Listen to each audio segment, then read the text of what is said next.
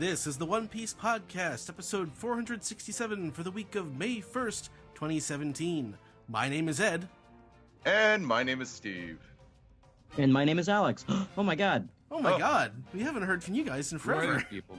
Yeah, it's so good to have you guys back on. I almost forgot that I had a cue. But it's special occasion. We're recording a little early this week because there's no manga, so we can do a rankings episode. This week is our backstories ranking, and we've compiled quite the crew to go over these. First of all, we have our very special guest, the translator for Weekly Shonen Jump. That is Stephen Paul. Hey guys, lucky you get me on an off week. I'm actually here.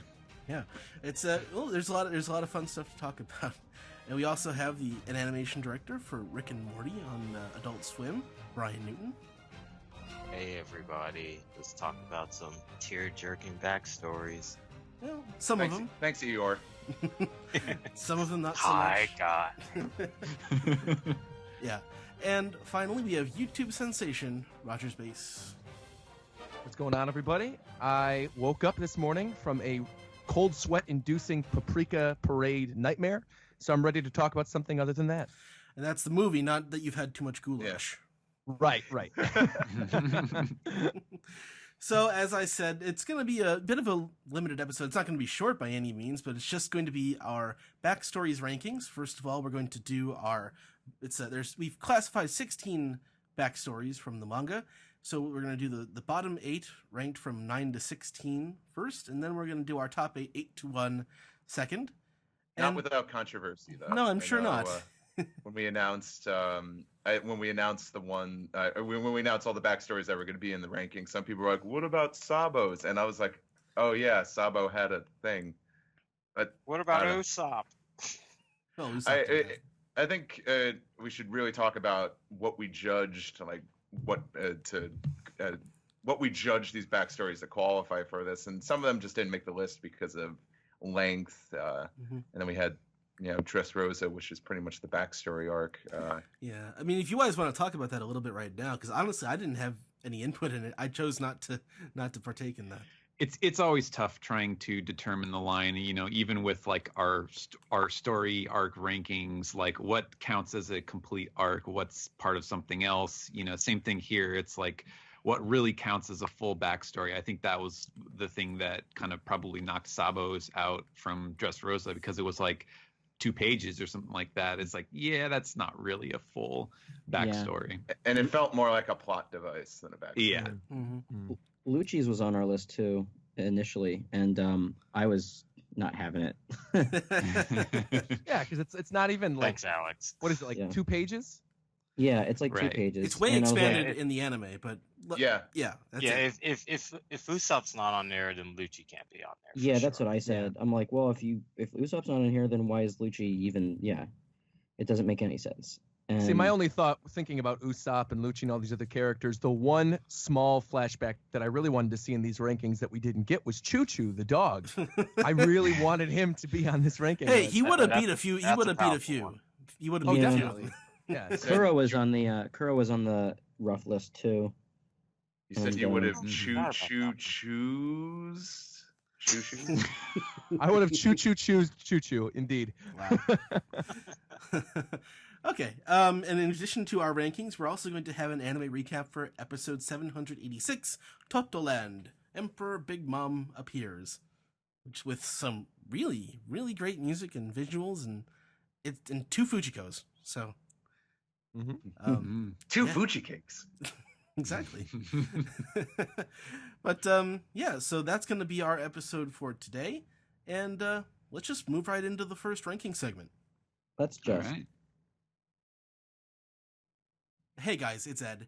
Now, before we get into our rankings this week, we actually have a very special interview segment in honor of the impending U.S. release of One Piece Film Gold. It turns out that a friend of the podcast, Joey Weiser, has a friend who actually worked on the production in Japan. So we're going to get Steve and Joey to talk to him about his experiences. And let's just, without further ado, get right into that.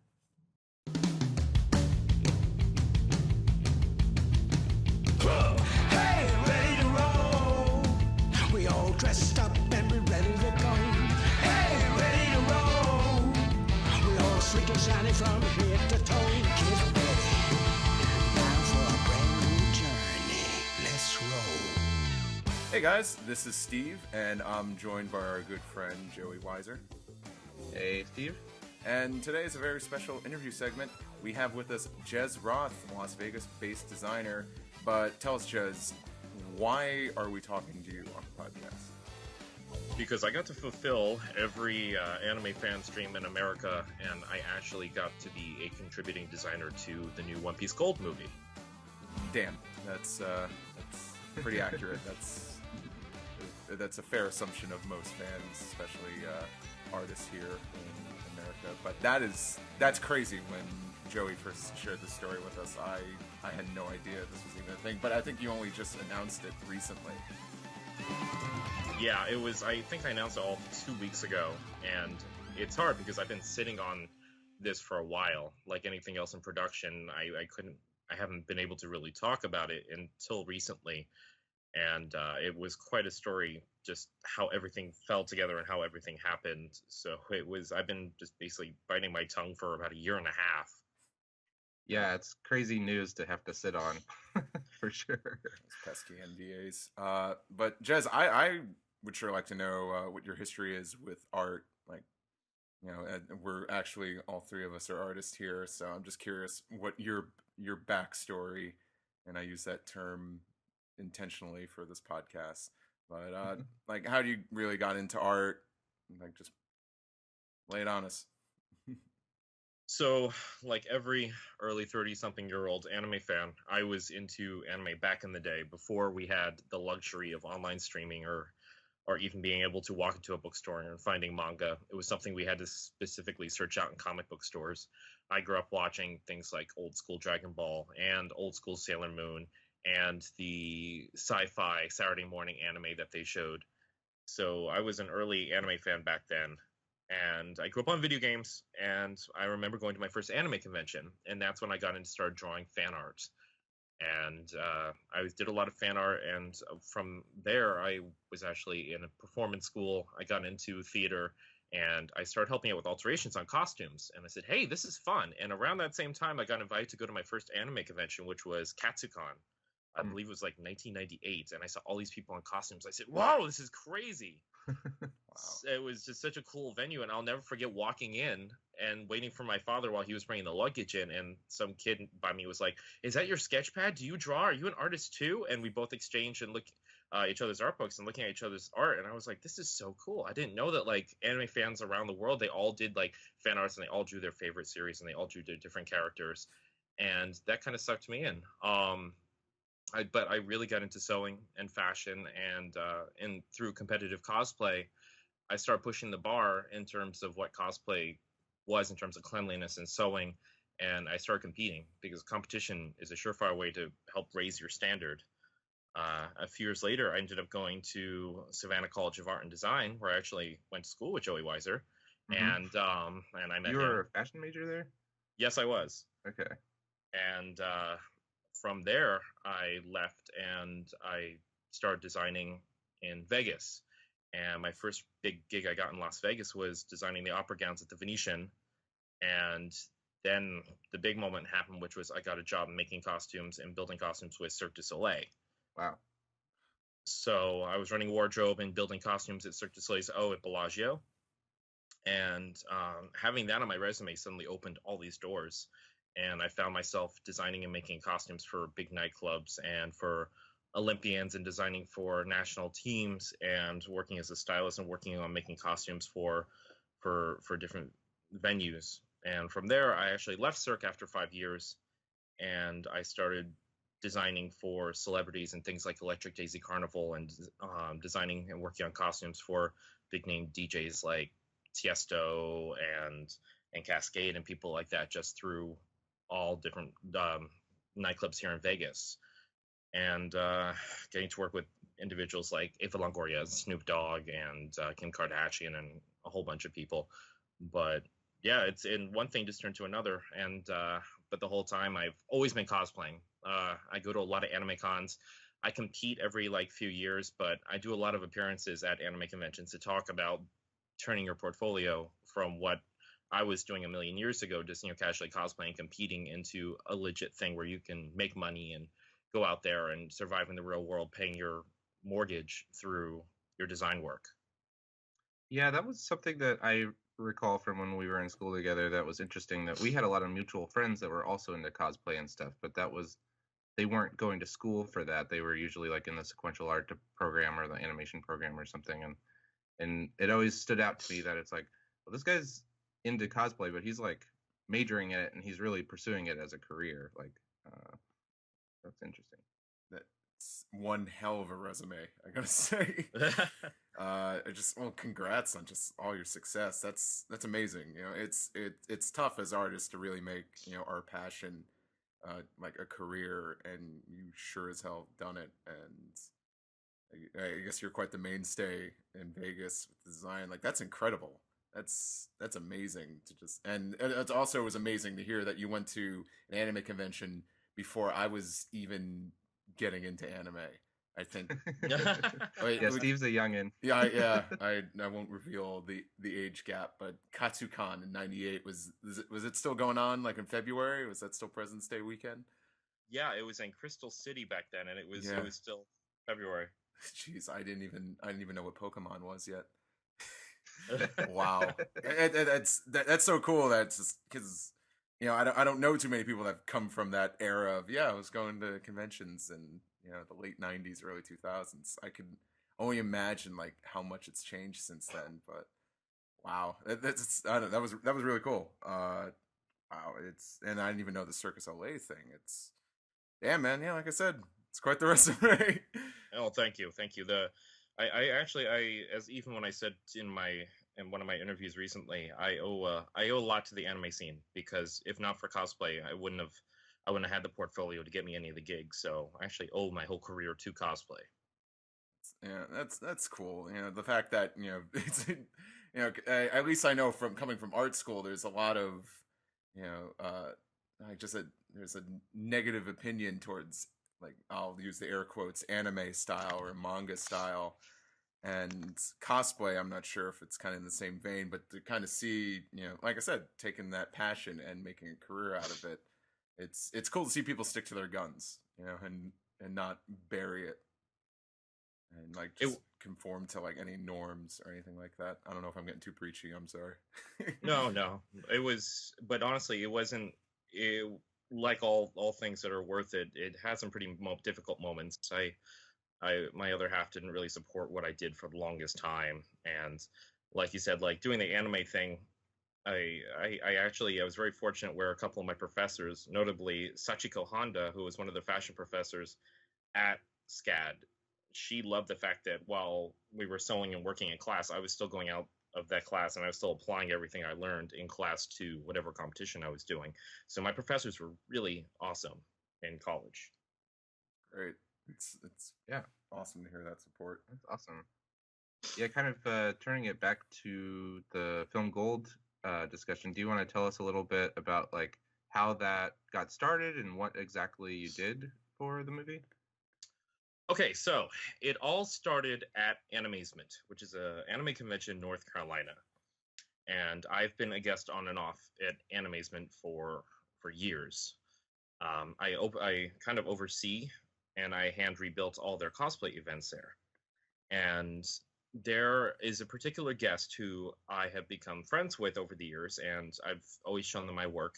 His name is Ryusei Nakao, and you might know him as Caesar. Yeah, or Frieza, many roles. Yes. So he's as big as a personality in real life as he is on the screen. And his daughter actually is a good friend of mine named Chika Takao. And Chika Takao and her brother, who is one of the head of the group, the Jackaballs, Ryusei, and Kazuma and Chika, the whole family, they're pretty cool. They're all super talented and they're all amazing, but they love my work. So every time I get to see my Animazement every year or every other year, they would show me, or I would show them my work and what was going on, and we talk about their work. Well, of course, because Ryusei-san's involvement with One Piece, he knew of the new movie Gold that was coming up, and he knew that the team was starting to research what they want to do with the movie, and he knew it was Vegas themed, and he showed the anime god Shimizu-san, who was a guest regularly and oftentimes mentored new anime. He was mentoring One Piece Gold, and they showed him my work and said, this guy, he does a lot of Vegas, he's designed for shows, and he knows a lot about the Vegas scene. There was a dinner at Animazement 2 years ago, and we all sat down and we were all eating, and I had no idea what was going on, only that everyone said to make sure that I was available during dinner. And we all went out to get to a Churrascaria, which is a Brazilian barbecue place. And they were coming around with the skewers, and I was already happy just to be there and to be sitting around all these amazing people. Yeah. And then I kind of got pulled to the side and sat at a table, and Nami Larson, who is a translator over here in the States for a lot of anime conventions, Nami-san did all the translating for us during the dinner, and I suddenly found myself being asked if I would consider being a contributing designer and inspirational artist in terms of style to this movie, and I had no idea what they were talking about. And then they told me about the One Piece movie in Gold and all that, and they said, we want you to be involved with it, would you consider it? And of course I spent the second half of the meal just kind of quietly sobbing into my steak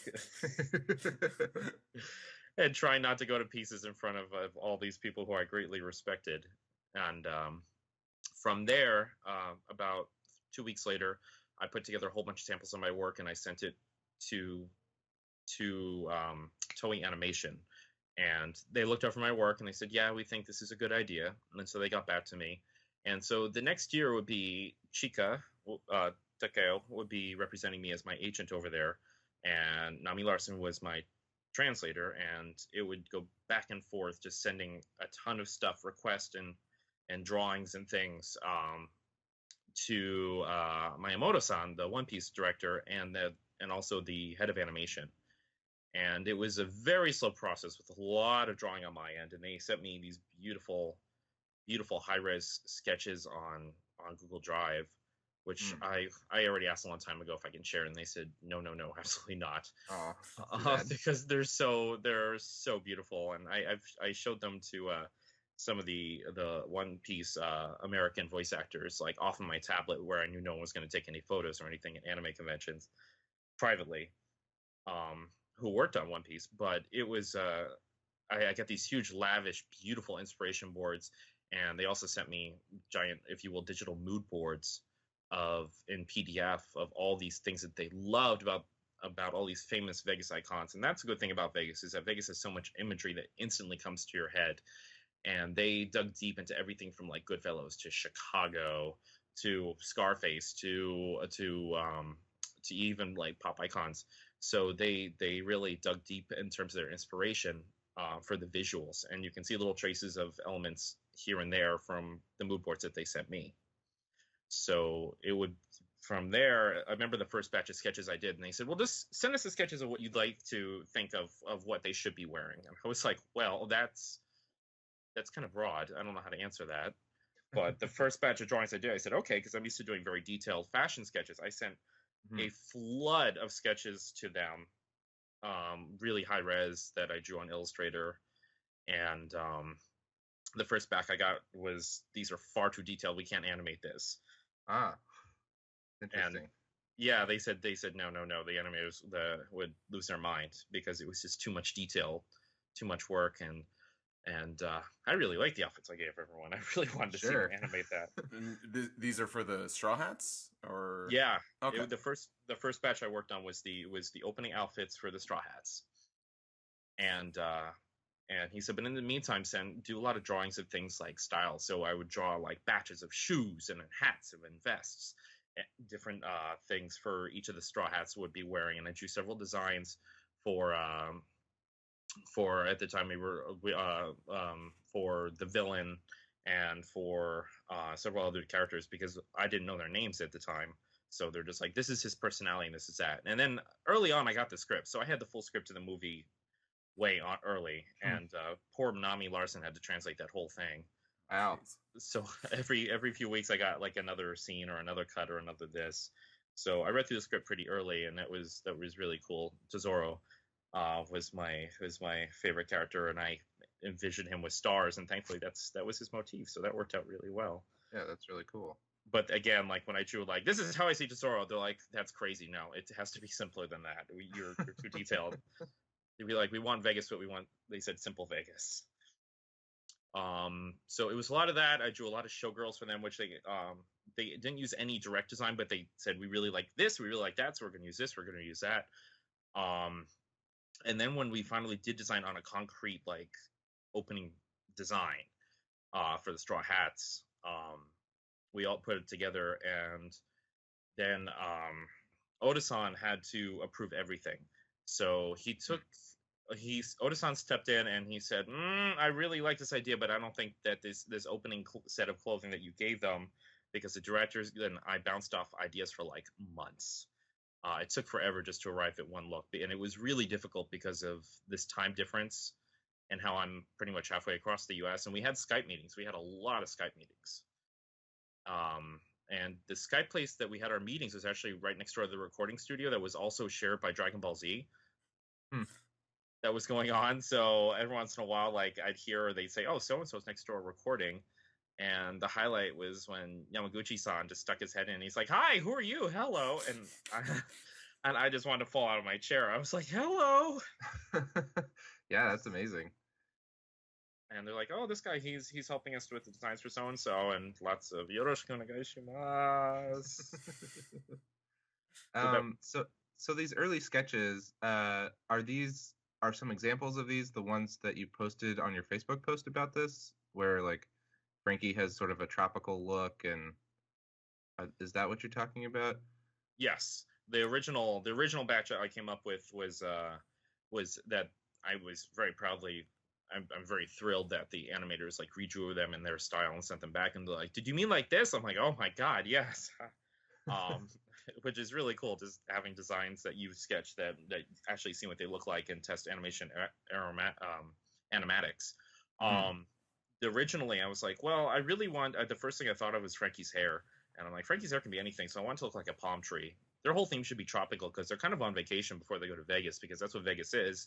People don't come here, well, they do come here to conference, but even when people come here for a serious conference, they still go out and party and drink at the end of the day.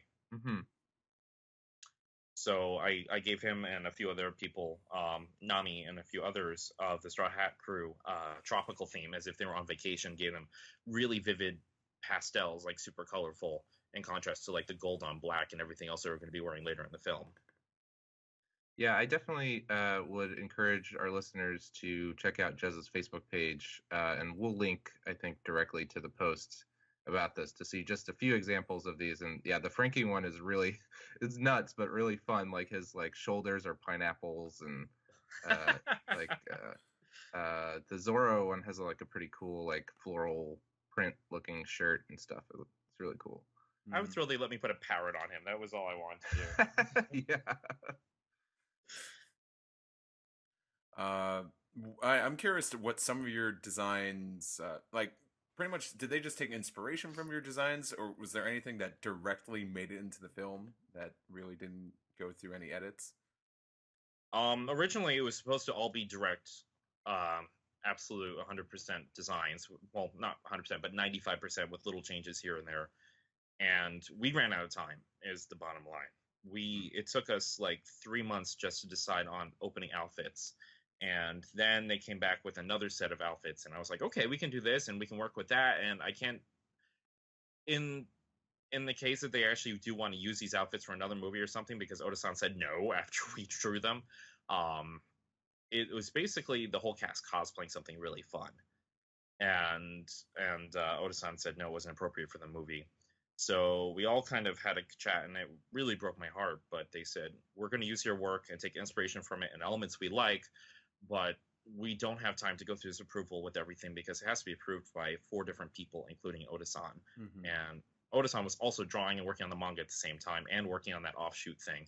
So it was really, it got to be a point of like practicality. And at first, of course, my ego was bruised. I was like, okay, fine. But I was able, like when they sent me, I got to see test animations, be like, wait a minute, that's really cool, because that's inspiration from this, inspiration from that. Okay, I totally get this. And I got a very nice, healthy check from Toei Animation with a letter of thank you, and they loved working with me and said they'd love to work with me again. Which I don't care if I'm designing curtains in the background. I would love to work with Toei Animation. Sure. Yeah. I find it really interesting that they sent you what they had initially. So they sort of had this idea of Vegas theming based off of like movies and things. And then you then kind of bounced off of that to send them a perspective of someone actually in Vegas. Do you like, it's a little abstract, but like, do you have any things that come to mind where you kind of like changed their perspective or added something in the movie that you don't think would have been there without your contribution?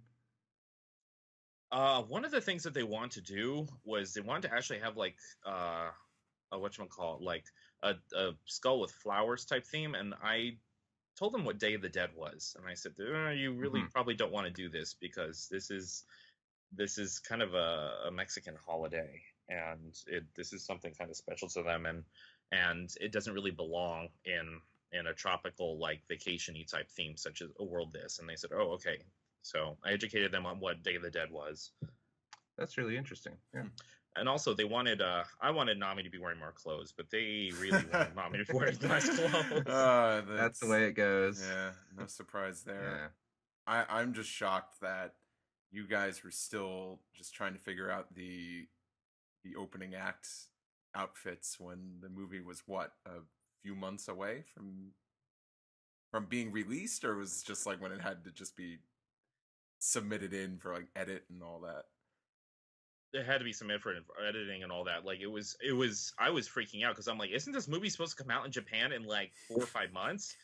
And we're still on the opening thing. And then like there was a very uncomfortable silence for about 2 weeks.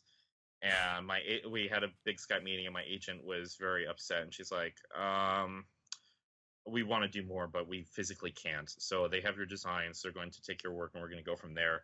And I was like, yeah, I mean, I've worked enough in animation, or I should say, I know enough about animation because of friends of mine. All my friends in SCAD were animation majors. So I learned quite a bit from it, and I know a bit about production, movie productions, because of working in music videos and a few other things. Animation is like the slowest form of film, short of stop motion. And so I was panicking over here, but they said, "Oh no, we'll be fine. We make movies really quickly." I said, "Yes, I hope so." Yeah, they have the experience. They can do it fast. It still looked great, you know. Oh yeah, that's really interesting. The time frame.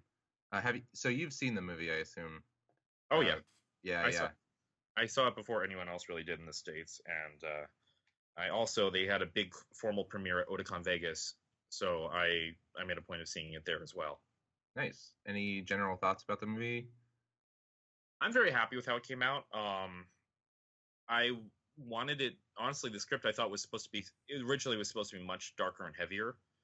Not to the point of whatchamacallit, Bonodori. Or whatchamacallit. Omatsuri? Yes, thank you, Omatsuri. Not that dark, but it was supposed to be a little bit more emotional. And I kind of wanted that since Vegas has a lot of highs and lows, and I thought that would be better represented in the film. But I, of course, still love it because it's One Piece, and I love One Piece. I love One Piece to bits, so it still made me happy.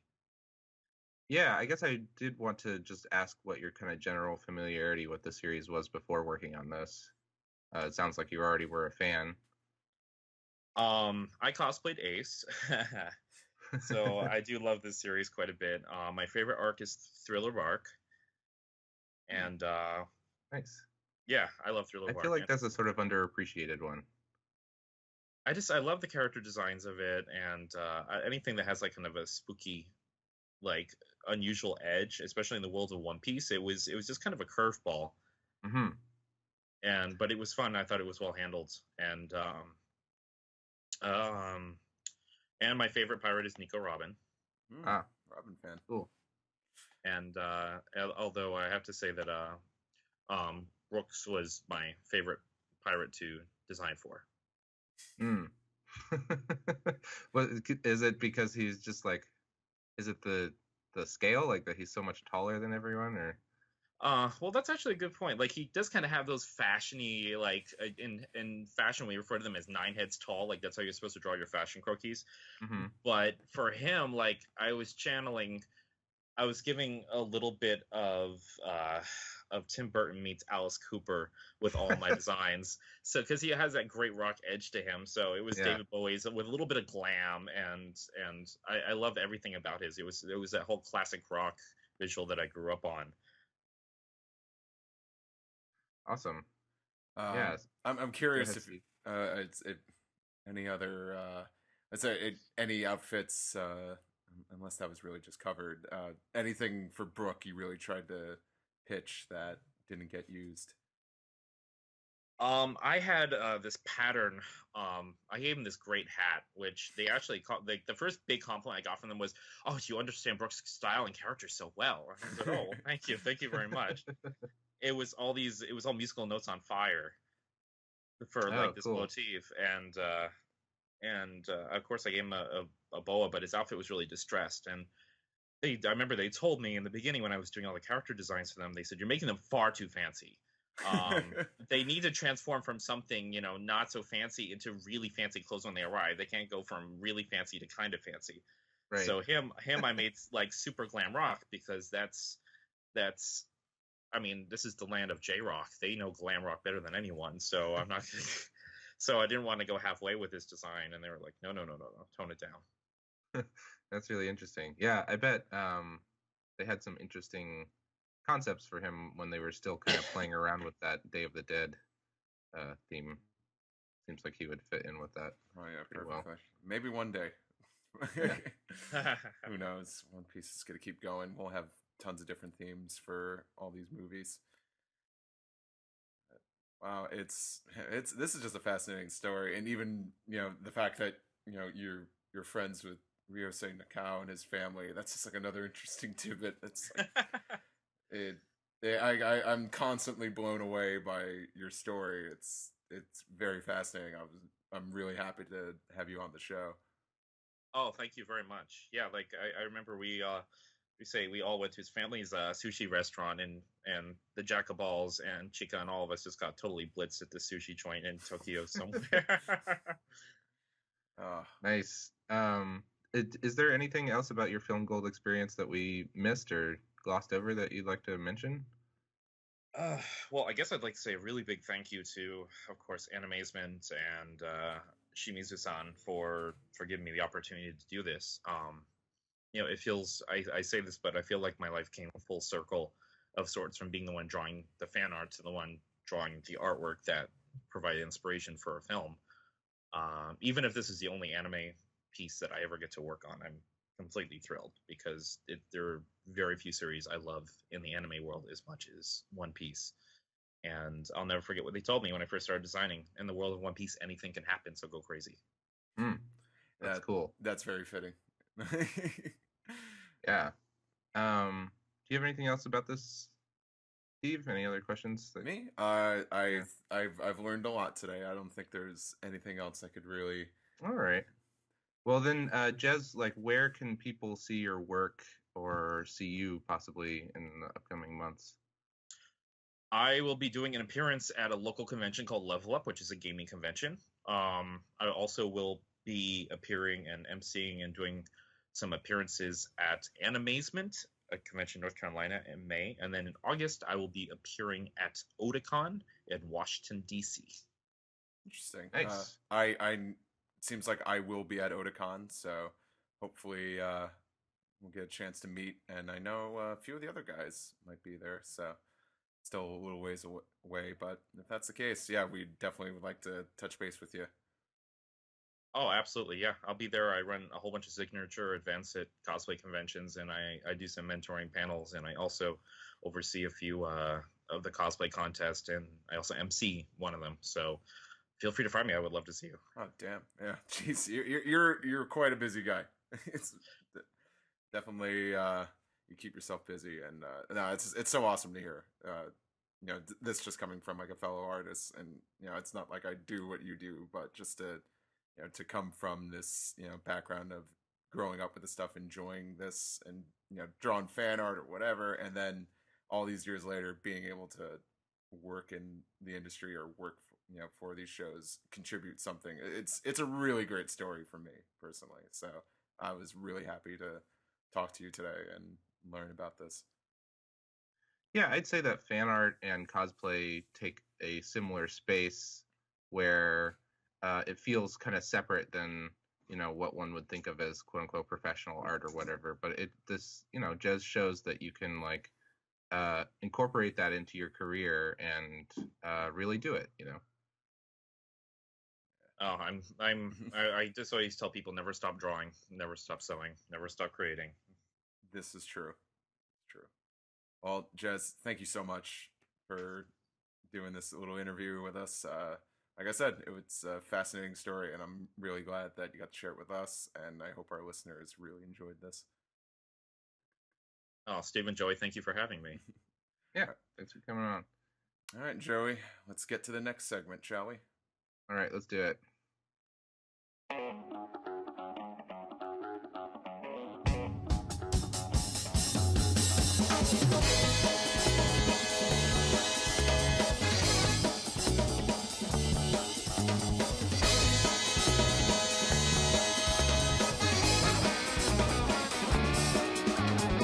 This is the first part of our rankings segment, and in this part we're going to go through the bottom half of our rankings. That's numbers 9 through 16, counting down from the middle, I guess, to the end.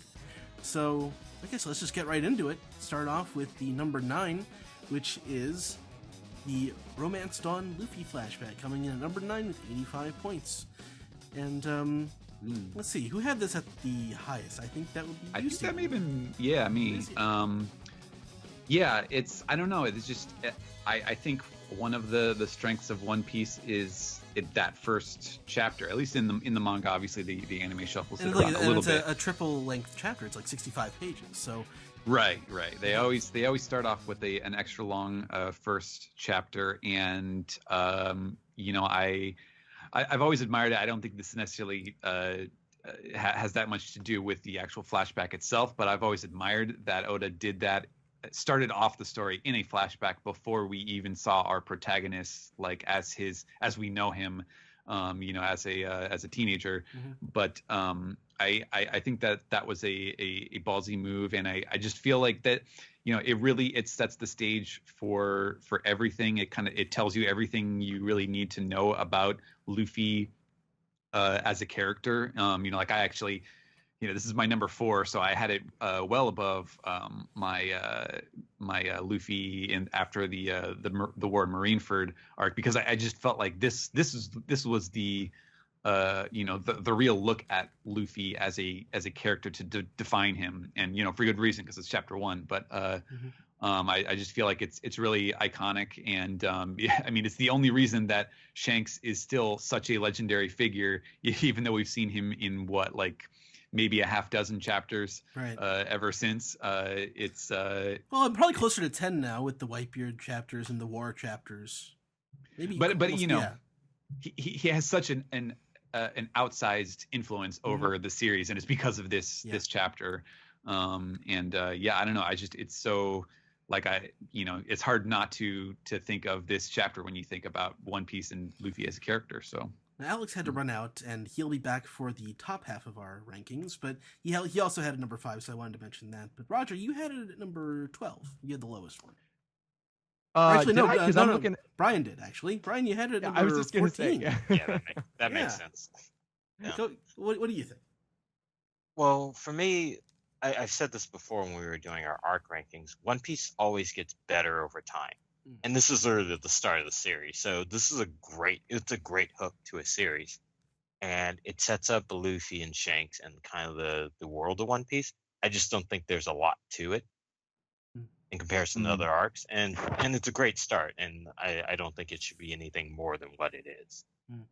Yeah, I had it in the middle. I had it right in the middle at number 8. So I liked it as it's very engrossing as a story, but you kind of forget about it as the story goes along.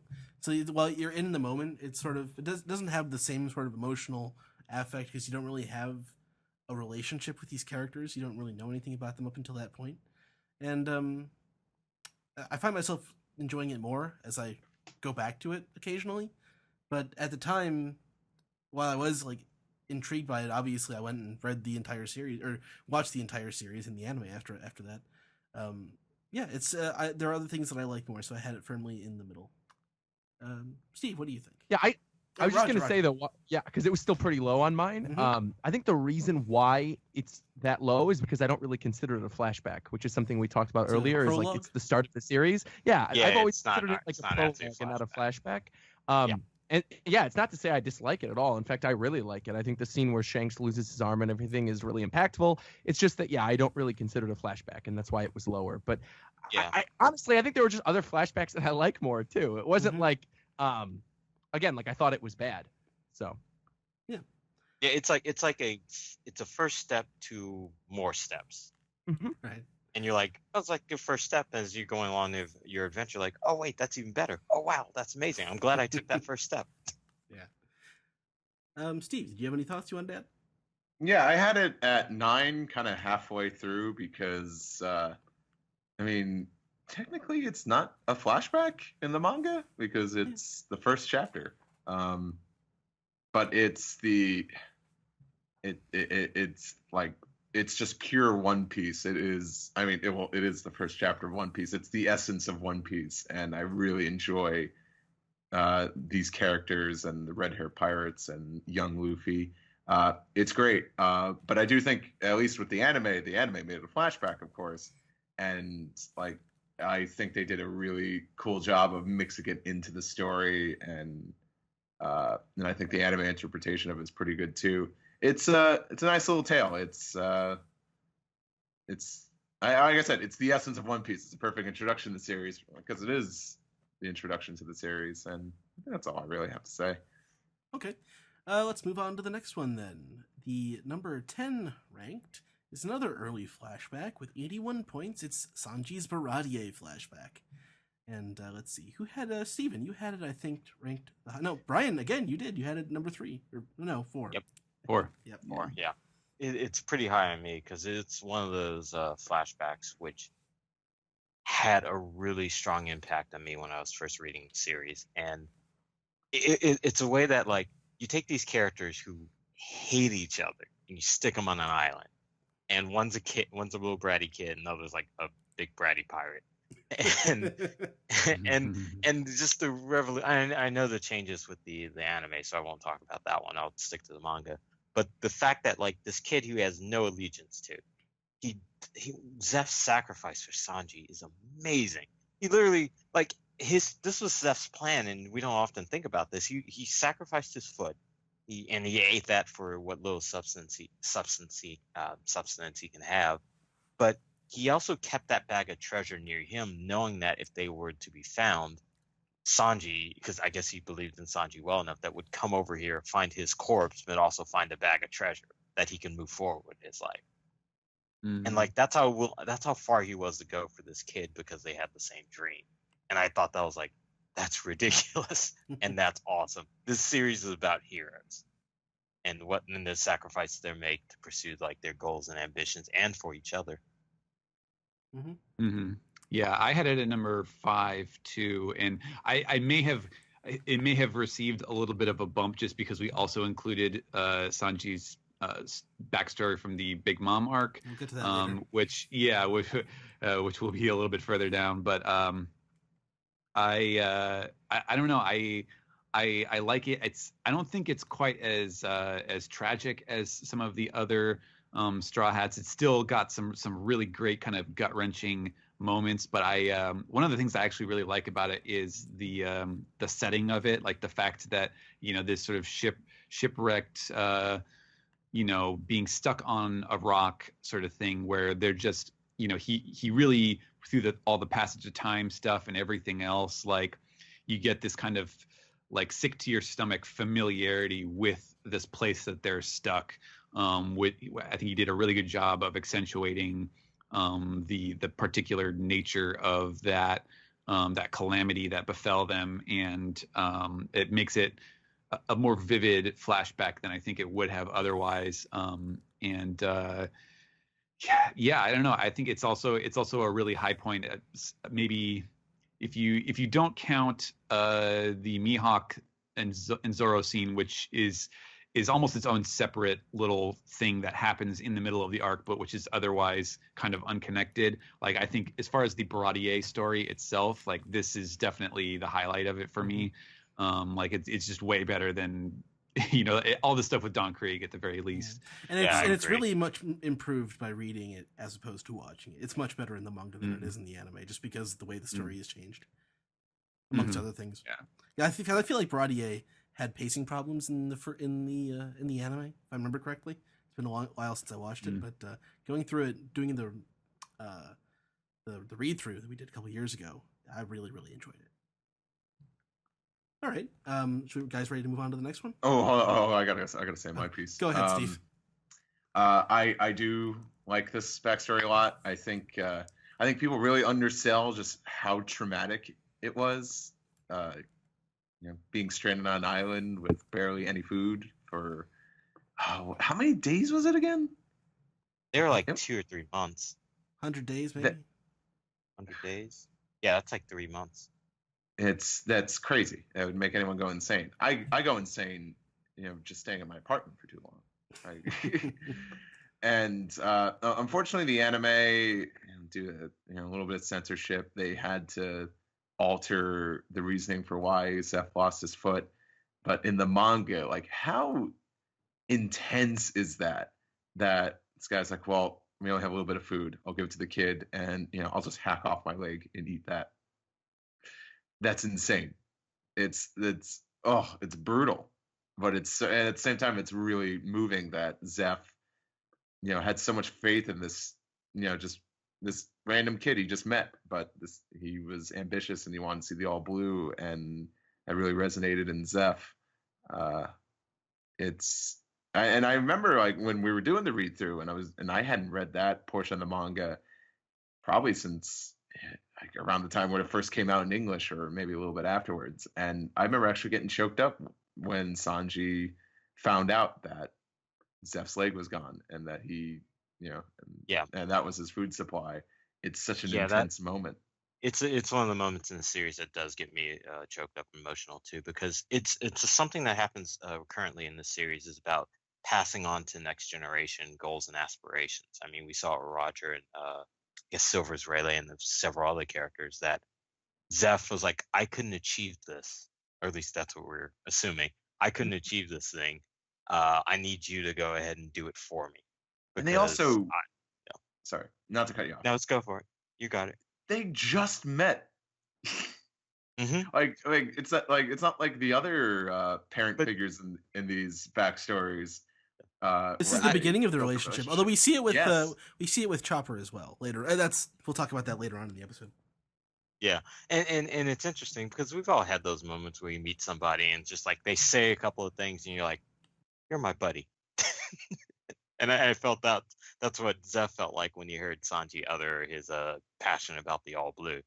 He was like, think about it, Zeph said, forgot about his entire crew and they got wiped out, and he saved this one boy. Yeah. It's heavy, man. All right. Any final thoughts on that one? All right. Let's move on to the next one. That's number 11, 78 points. This is the Fisherman Island flashback with Queen Otohime and Fisher Tiger. I'm not sure who had this the highest ranked, but I did. I'm sure I did. Brian, at number 5. Yeah, I think you do. Yep. Okay, so I know the Fishman arc is very controversial. It has pacing problems. It has kind of like motive problems, and it has kind of villain problems.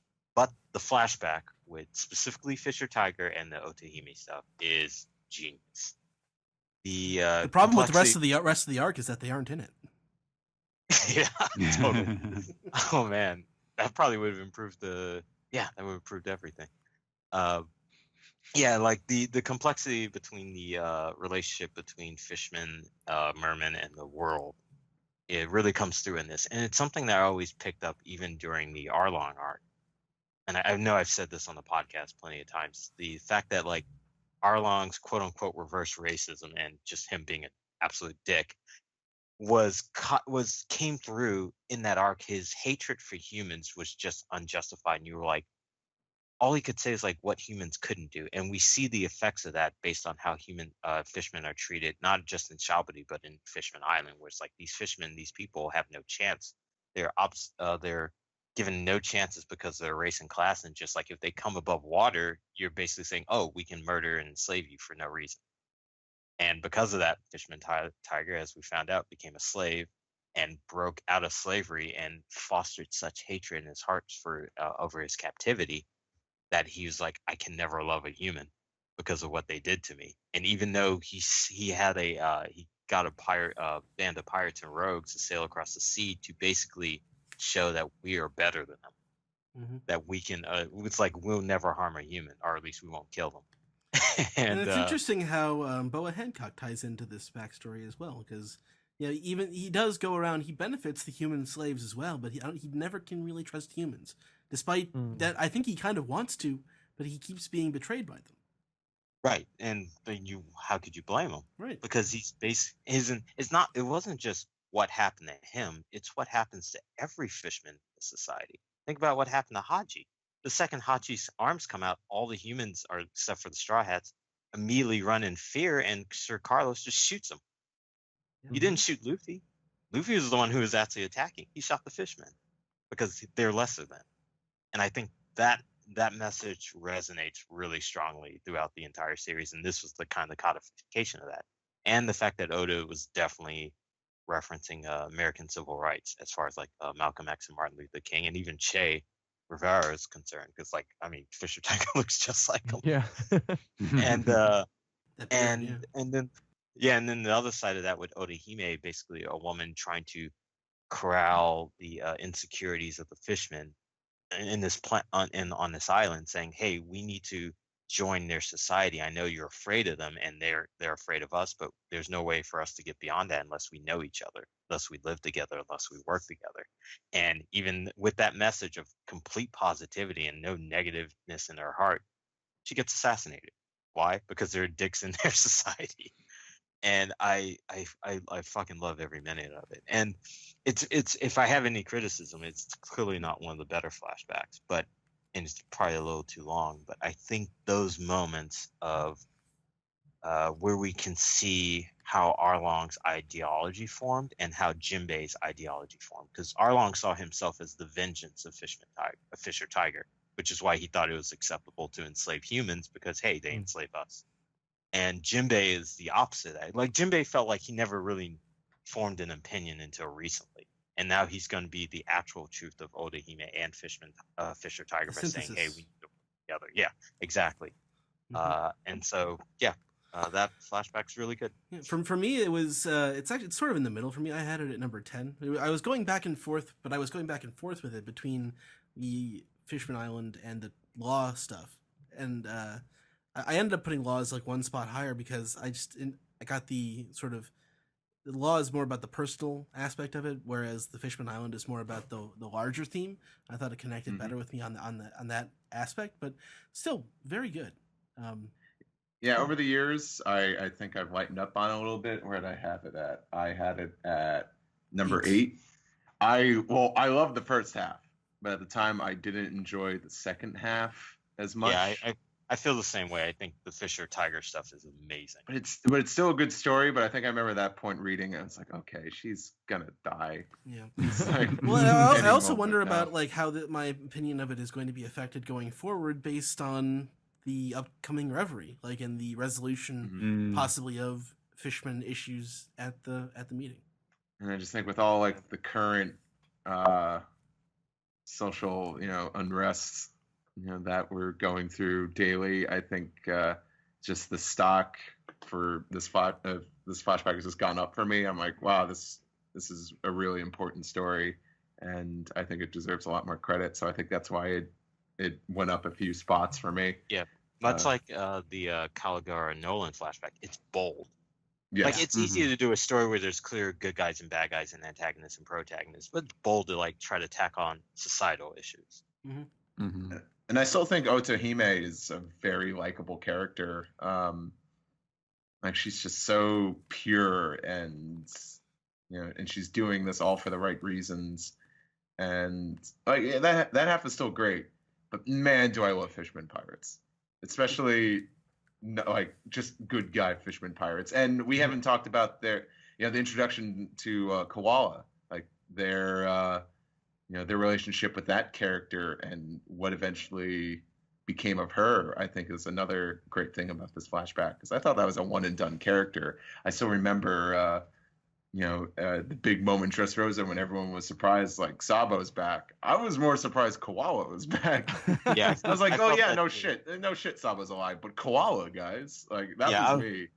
I was happy to see her return. I knew we would see her again, but I didn't think under the context that she would join the Revolutionary Army. I just thought like we'd go into the future, and then while we're going across like the celebration of One Piece, whatever that means, she'll be like among the crowd. Yeah. It's funny. Like the more we talk about this arc, I'm kind of surprised it isn't higher overall. Just thinking of some of the other arcs we were already talking about, some of the other flashbacks. Because for me, yeah, this is definitely the best part of the Fishman Island arc. This barely lost its spot in my top 8. It ended up getting number 9 on my list. And all the things you guys are mentioning, yeah, with the Sun Pirates and with Koala, I wasn't as huge of a fan of the Hotohime stuff as I was with the Fisher Tiger stuff. That's the stuff that really resonated with me. But God, all of those characters, and the fact that this kind of doubles, triples, I was going to say, as a flashback, not only for Fisher Tiger and Otohime, but also for Jinbei and for Koala. And knowing where Koala and Jinbei fit in the story today, it's great. And getting to see Arlong in his earlier days too, knowing what we knew about him during Arlong Park and seeing more of sort of his struggle, I absolutely loved it. And I was really struggling putting it in number 9. I did want to put it in my top half, but ultimately were just those other arcs that I had already listed off. I liked a little bit more, but God, I love this flashback so much. Just talking about all the social unrest things, and it resonates to this day. I love it. Absolutely. The thing that I appreciate about this, I had it at number 11, which probably has as much. I think if it had been paid off in a more successful way in the resolution of the arc, I feel like it would be a different thing, and maybe the Reverie stuff will change that. But the thing that I do like about it is kind of like as Brian was saying, is the kind of the boldness and the complexity of it. It is not a cut and dry, like here's the good guy, here's the bad guy type of story. Even though there are good figures and bad figures in it, it's such a complex tangle of like different many characters that we already know and that we're seeing in a different light. And it's the kind of flashback that you can reread, a half a dozen times at different points and in your life or whatever, and you'll pick up on different things that you hadn't considered before in each reread, because there's just so much going on there, and it's not simple at all. And I think that makes it really interesting to me. All right, so moving on to the next one. We have coming in at number 12 with 53 points. There's a precipitous drop-off between this one and Otohime. It's Rebecca and Kiro's flashback from Dressrosa, which is the... so there's a few different flashbacks from Dressrosa, but this is the first one that we encounter so far. Who did anyone have it particularly high? Brian had it at number 10, which is still in the bottom half. Yeah. I had it at number 9. Oh, there, yeah. Go ahead, Stephen. I don't know. I guess I would say this is something like I really liked this story. I thought the character story going on here, the sort of the touching tragedy of this little family drama that is a literal family drama, but it cannot be a family drama because of the effects of the powers that are working on Rebecca as a child. I think is really incredibly poignant and very touching. Like I remember really loving it when we got to that point in Dressrosa, and like one of the reasons I think that I had it as high as I did, right in smack in the middle, is because like really this. To me, this flashback is basically the entire worthiness of like Rebecca's character, because she, you know, in the present day, like we found out kind of by the end of the arc that really it was more about Kuros's story of, you know, being able to play the role of father to Rebecca, and it really wasn't as much about Rebecca being a fully fledged character on her own, like with her own agency and everything like that. Like that was kind of removed from her. And that was one of the reasons why I think at the end of the arc, we were all like, yeah, Rebecca kind of sucks. But to me, like this is the place where she does have the value, where she's, you know, this poor child and the, you know, just the really touching nature of that relationship with this funny little toy that is actually her father and kind of plays the role of her father, but it can't actually be her father. Like I thought that was really, really interesting in a way that, you know, this was the highest flashback I think rated that was not based around like a major ongoing character. And it was because I loved the execution of it so much. I think I think that I was known partially for being a big fan of Kuros's story. And I still really do like it, but this ended up at number 12 for me. Just, I think, because of the overall association with Dressrosa and not particularly caring for the story of it. I really like how Kuros reacts to his youth of having been a delinquent and killed a man and becoming this, becoming a gladiator and marrying into the royal family and having a child and then having it all taken away from him and having to live out his family life in this unconventional manner and still taking care of his daughter, but without her knowing it, and then coming together at the end of it to become a family again. Like, I really like Kuros's arc in it, but I kind of feel like, as you said, Rebecca doesn't have, I don't know, she still isn't fleshed out enough for me. I don't particularly like her as a character. I love Kuros as a character, but I think Rebecca ended up underdeveloped, and for as much as I liked it, it still ends up at my number 12. Brian, you had it a little bit higher than I did. Yeah, but not much more. I mean, both points are totally valid, especially about Rebecca. And I fully agree with you, Ed, that the Kuros side of it definitely is the part that gets at me the most. Maybe because I'm a little older. I don't have children, but I can totally understand being a father and wanting to protect your family. And the moment when Scarlet is killed, right after he becomes a toy, is that who Rebecca's mom? Yeah, Violet's sister. Yeah, Scarlet. Yeah. So that moment when he reaches her as she's dying, and not only does she not know who he is when even he's telling her this, but that moment when he can't even feel the warmth of her body because he's a toy, and he's sobbing, and he can't control himself. I fucking died when I just read those few panels. I'm like, oh my god, that's so tragic. And there's another moment which I think I hit me when I reread it, is that when after Kuros is kind of like recognized that he was a delinquent and he thanks Riku for giving him a second chance, he doesn't even like want the fame. He just wants to be forgotten, and he essentially gets his wish when he gets turned into a toy. He's like, I don't want anyone to remember me. He's like, I'm a hideous monster and no one should like pay attention to me. And he's kind of like, and that's kind of one of the more enduring things about Kuros's character. And I also like to point out, even though it's not in the rankings, that the King Riku flashback with Doflamingo taking over his country. If you tie that into this, there's another heartbreaking moment, and that is when Doflamingo is taking him over and making him slaughter his own citizens. And he's asking for the same thing. He's just like, someone just please kill me. You just mentioned that. I can't believe there were 4 flashbacks in Dressrosa. I never thought about that until just now. There were, because I was going to make the argument. This was, I was going to make the argument that Kuros and Rebecca's flashback wasn't great, considering it was like I put it at number 14 on my list. So I think I'm probably the lowest in terms of everyone who's currently on the podcast.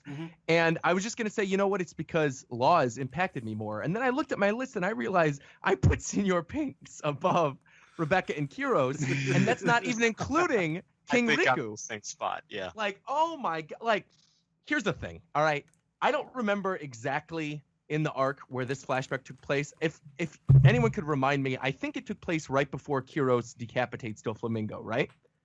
That sounds right. I don't know.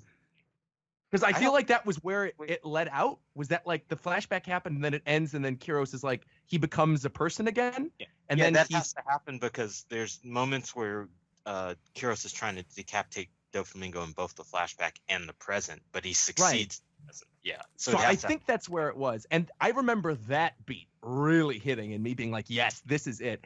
And again, I totally agree with the thing where you were mentioning that, you know, that moment where he's holding Scarlet in his arms and he can't even feel the warmth leave her body. That definitely resonated with me. But the whole other thing with like him training Rebecca and maybe me just not liking Rebecca that much as a character, but even like the way they fleshed out Kyros' backstory where he's like fighting all these people. I guess it's because we're in a series where pirates are killing people all the time, right? And so like to me, to have this character who's killing all these people and then he's like, oh, I don't feel worthy of the love of my daughter. It's just like, I don't know. Like you were hand selected by King Riku to be this amazing gladiator. And now he's going to have you marry his daughter. I don't know. It didn't resonate with me well at all.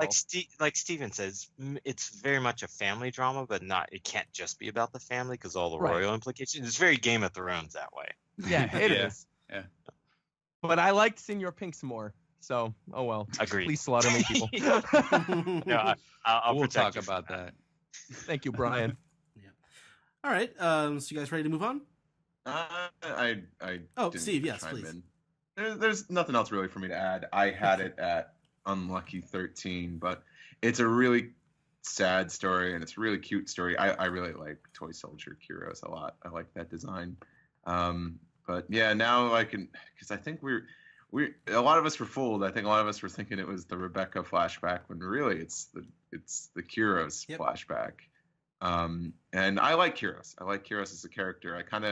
I don't like what wound up happening in terms of fighting Diamante, but I still think this is this feels like a very classical fairy tale story, and it definitely borrows from other stories already, but it's One Piece and it does it in its own unique way. And yeah, it's a great story about a character who was a street rat riffraff. I don't buy that.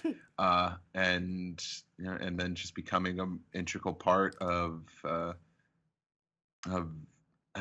wouldn't say integral part of the royal family, but becoming a important the story of the nation. Yeah, story of the nation, becoming an integral part of the people, and then becoming a beloved family man. And it's nice. It's a quaint little tale, and I don't really have anything. I don't have too much against it. It's just that I like the other ones more. Right. All right, let's move on to our number 13. That is at 46 points. The most recent Sanji backstory from the Whole Cake Island arc. And I think a lot of this has to do with the fact that it's unresolved at the moment. We don't know what happens with Sanji and his father and the rest of his family. That'll happen at the end of this arc. So I really don't feel comfortable ranking these things until the implications are sort of further known. Yeah. Because I do like it. I like where it leads with Sanji's character, but I just don't. I mean, if it were up to me, I think I probably would have left it off, left it out. I feel that. I mean, it's the lowest on my list. So yeah, I had it at 14. So did anyone have it ranked particularly high? Roger, you had it a little bit higher. I think I had it at 11 or 10. It was somewhere around there. Yeah, I like the stuff with Sanji and Reiju, and Sanji's one of my favorite characters. So anytime we get more information on him, I mean, of course I'm gonna like it. But yeah, I kind of felt uncomfortable ranking it too because I want to know more about his mom. And I did like that little bit where he cooks for his mom, and despite the fact that it was like a disgusting meal and it was out in the rain and a dog pissed on it or whatever, his mom eats it anyway. And she's like, oh, it's delicious. And he's like, you're lying. Yeah, I know it's not good. But she basically convinces him to just keep cooking anyway and to not give up on his dream. I mean, I thought it was sweet. But again, I want to know more about Sora. And until I do, I don't feel comfortable putting it any higher than it is. If anything, the more important implication is his relationship with his father. How's that? Yeah, with the eyebrows, right. Yeah, it's coming. I'm telling you.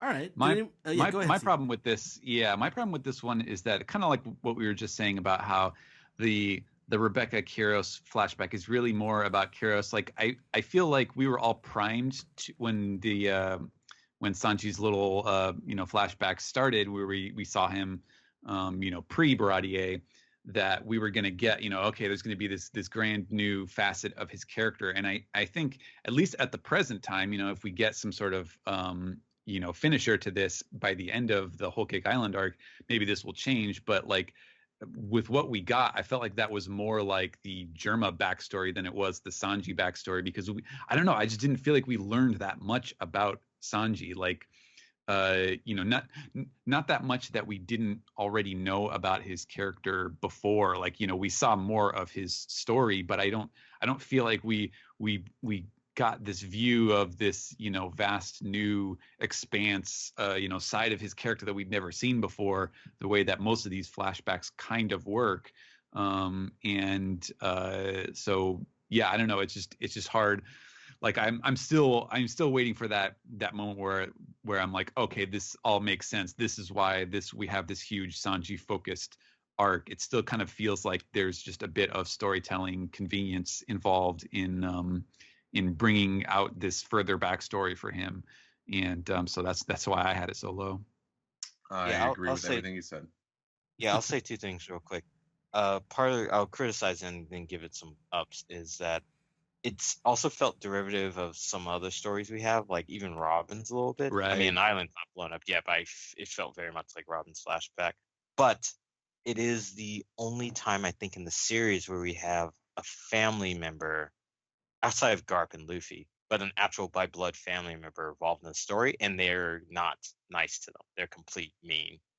I mean, it's interesting because, like I've mentioned before, almost all the Straw Hats are orphans, and they've been raised by people who were kind to them. But now we have his actual blood family. You can see why he got away from them as quickly as possible. So that's interesting. Yeah, that is true. Okay, let's move on to the 14th, 38 points. Roronoa Zoro, this is the lowest of all of the main Straw Hat character backstories, for the obvious reason of, while a interesting and tragic story, it means very little in the overall Zoro character and to the story of the Straw Hats and the story of the world of One Piece at large. It came so early that I'm not so sure if Oda really knew what he was doing at that point. It makes me think that we're going to get more backstory for Zoro when Wano comes. But also, of all the characters, and Zoro, obviously, he's my favorite character in the show. But of all the characters, Zoro, I feel like the way his attitude is that he probably needs backstory the least to be awesome.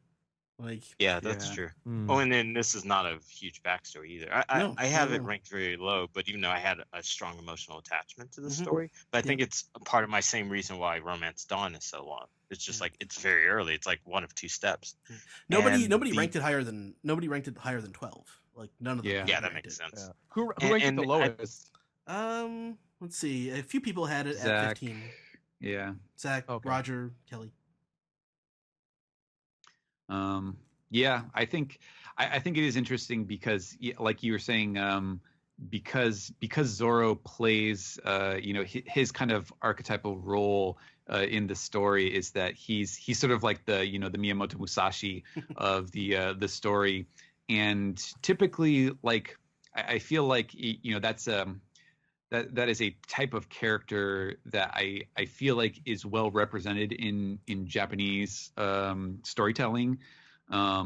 Just like someone who's just consumed by the drive to be the best. And I feel like you don't necessarily need some horribly tragic, convoluted story to explain why someone would want, or someone would have that type of personality.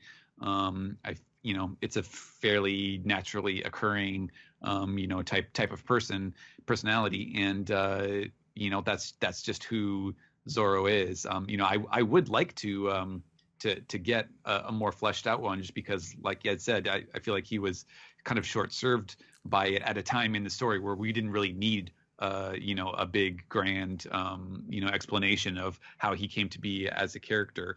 And so I would like to see that. I would be very trepidatious about getting that, just because, like, oh boy, is this gonna really change? Because even for as many reservations as I had about Sanji getting an extra backstory, that was because I felt like his story was fairly well settled already. I don't know if you could necessarily say the same about Zoro. And it's just like, well, what could that possibly mean for his character? What could that do to how we think of Zoro? So yeah, I don't know. I would be so unbelievably shocked if we didn't get a second Zoro flashback during Wano. I mean, if Sanji gets 2 and Luffy gets 2, I'm sure Zoro's going to get another one. And I'm not going to pretend to know like what that's going to be, but I truly believe Wano is going to be like the quote unquote year of Zoro. And that's probably when we're going to see a lot of growth. Yeah, I didn't realize I had it as low as I did until you just mentioned it. I put it at 15. I mean, like, I had it at number 13, and he's my favorite character. That's just how the story is. Yeah, we did find out one really important thing, though, during that flashback. And I hate to bring up power levels and stuff like that, but we found out during that flashback that those stairs are indeed Emperor of the Sea level in terms of power. I think those stairs are indeed Yonko level. So, someone get Kaido. Get some stairs. Kuina's one weakness, stairs. I initially ranked it a lot higher, and then I felt like I had to humble it and bump it down to 12. Because, Zoro got the short end of the stick. It's a pretty clear-cut story. It's not even a chapter long. But the anime, it's one of the best anime episodes of all of 1 million One Piece episodes. 800 something. That's 800. Yeah, I get emotional watching the anime one. The way, because they had to interpret it as their own a little bit, because they didn't have it during the whole Captain Morgan thing. So they brought it in later, and it's kind of like the introduction to the Baratier arc, which is brilliant placement because then it really comes into play when Zoro fights Mihawk. So that's fresh in your mind. You know where he's coming from.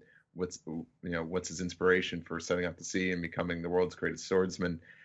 It's such a great standalone episode. It's paced masterfully. They added in all these new elements to make it a really good story, and that's why I initially had it ranked a lot higher, because when I think about that flashback, I think of the anime. I got to be honest, but I had to factor in the manga too, and that's what hindered it a little bit. But there's nothing wrong with the story. It's still a great story. It's a great story for Kuina too, just dealing with adversity and sexism, saying like, oh well, women can't be the strongest swordsmen because women become weaker than men as they grow older. And like, talk about great inspiration for a character to set out to be the greatest swordsman is to prove all the naysayers wrong. One of the main naysayer being her father. Nothing against him. It's not like her father was like an asshole, but it was just that he worried that she wouldn't be able to run the dojo once he's gone because she wouldn't be as strong. It is a fascinating tale, and man, does the anime just kill it. I honestly think Kuina's funeral, I think that was the first clip of the anime I ever saw, because over the Japanese version at least, because at the time before Kid Stuff was airing, sites were already popping up saying like, here's what they cut, blah blah blah. And I was looking at these sites, I was looking up these clips, and I remember just seeing that, and man, they just did such a fantastic job interpreting the story. The problem is they had so little to work with, so it just hinders it. But I still think it's great. I think I'm in the same boat with Steven, where I honestly don't think Zoro necessarily needs it. But now that Luffy and Sanji have had a second flashback, I could see Zoro having it, and that would be honestly, as a huge Zoro fan, I could live with him not having another one. If we're gonna get another Zoro flashback, I want to see the trifecta of Zoro, Johnny, and Yosaku. That's what I want to see. There we go. Which the anime did give us a little bit in the post-Alabasta filler of when they first met. I want to see more of that. I think I'm the biggest advocate for Johnny and Yosaku. I want to see more of them. All right, you guys want to move on to the next one? Well, Yosaku does have a Japanese name, so he could have something to do with Wano. Oh boy! Now you're sounding like a true One Piece YouTuber, Steven. Yeah, Welcome to there the we go. family. And Johnny has kanji written on his face. That's Japanese. That's true. Indeed. Yeah. Okay, moving on. That's Wano. Second from the bottom here. 29 points. Shockingly, what? Senor Pink, second from the bottom. My boy. All right, Brian, you want to go I think first? you and I, we need to defend this, man, because like, Hold on, Yeah. Brian. Before you get into that, Okay. let's provide a little backstory. Ed, when this chapter came out, we didn't know what to think of it. I was on that. I was on that one. You were on that one too? I'm pretty sure I was because I was excited. We straight up, I interpreted it as tongue in cheek. It felt so tongue in cheek. Well, first of all, it's Senor Pink. It's freaking guy who dresses up like a baby. So I thought like this was. I came around, I think, on it after a while, but I definitely have. when I first was reading it, I'm like, even if this is tongue in cheek, I don't care. I don't care about this guy. Yeah. This is wasting. I feel like it's wasting my time. But again, this is what the third or fourth flashback in Dressrosa. Do we need 4 flashbacks in Dressrosa? Really? I think you're explaining what a lot of the fans felt about that flashback at that time. But what's the word I'm looking for? Extraneous. But unnecessary. I think I would disagree because I think we got some flack from some people for us kind of not taking it seriously, and I was just like, how am I supposed to take this seriously? It's unwarranted. It's for a character that I don't care about their backstory, and we already had the whole Queen chapter too. So Senor Pink had really soured for me. But I don't think it should be taken seriously like it's serious. I think it should be taken for what it is to explain this quirky dude who's sitting and because Frankie, think about who his opponent was during this. Frankie's a guy all about who gets emotionally invested in everything. And he gave you this backstory, which Frankie could somehow feel but not really know, about how this guy who basically did a horrible fucking thing, lying to this woman, marrying her, not sharing any part of half of his life, but he actually cared for her. It wasn't like he did a thing and just oh well, I ruined her life, fuck all, I'll leave now. No, he was he tried to make amends the only way he conceived how, as opposed to he didn't stop being a pirate. I guess I'll fault him for that. That's why I never felt sorry for him. Yeah. I'm not saying you should feel sorry for him. I'm saying he recognizes that he did a fucking horrible thing, and the fact he thought he should dress like a baby for the rest of his life in honor of his dead son. I mean, regardless of what you think about what he did, that was his child. Did Russian die at the end of that? Yeah, Russian died. Sure. Yeah. No, she was comatose, right? She was in a comatose. vegetative I'm not sure if she state. eventually passed. She got shivoed. Yeah, Could you just imagine Shiva? Oh my god. Sorry. Nice. That's Shivoed as a verb is just that's great. It's fortunate for me that no one it's so long ago that no one remembers that and no one's gonna get offended. No. Right. Yeah, I think It's we're funny along because that. Senor Pink to me, I never really liked the character when he was first introduced, but this flashback made me fall in love with this character, and it's definitely my second favorite flashback in Dressrosa. It's telenovela. It's a ridiculous sentence. Yeah, which is why I like it. It's a weird, out there, bizarre flashback that really did not need to be explained, and it does feel extraneous, but it was just fun. I remember really getting Dressrosa fatigue by that point in the story, and getting to that moment and him saving the Senor Pink and Frankie fight for last of all of the officer characters, not including Pika and Diamante and stuff. It stuck out for me. I actually really enjoyed it. And just like what you mentioned, that connection with Frankie, that Frankie always gets so emotional about these backstories, and he always thinks they're all so sad, and he feels for these characters. And then in that final moment. Sorry, go for it. No, what were you going to say? No, I was going to say, and the other thing that these are both presenting themselves, especially in this fight, as men. And it's it's a man's backstory. And this ridiculous kind of crap. It's oh, yeah, I married this woman, and I'm paying for that by being a complete baby for the rest of my life. I'm you fucking idiots. And I definitely think, I know a lot of people have issues with Senor Pink as a character and the whole machismo aspect of him, but I don't really understand why completely, because to me, it does not feel like it's something that should be admired. It absolutely feels like he's making fun of it.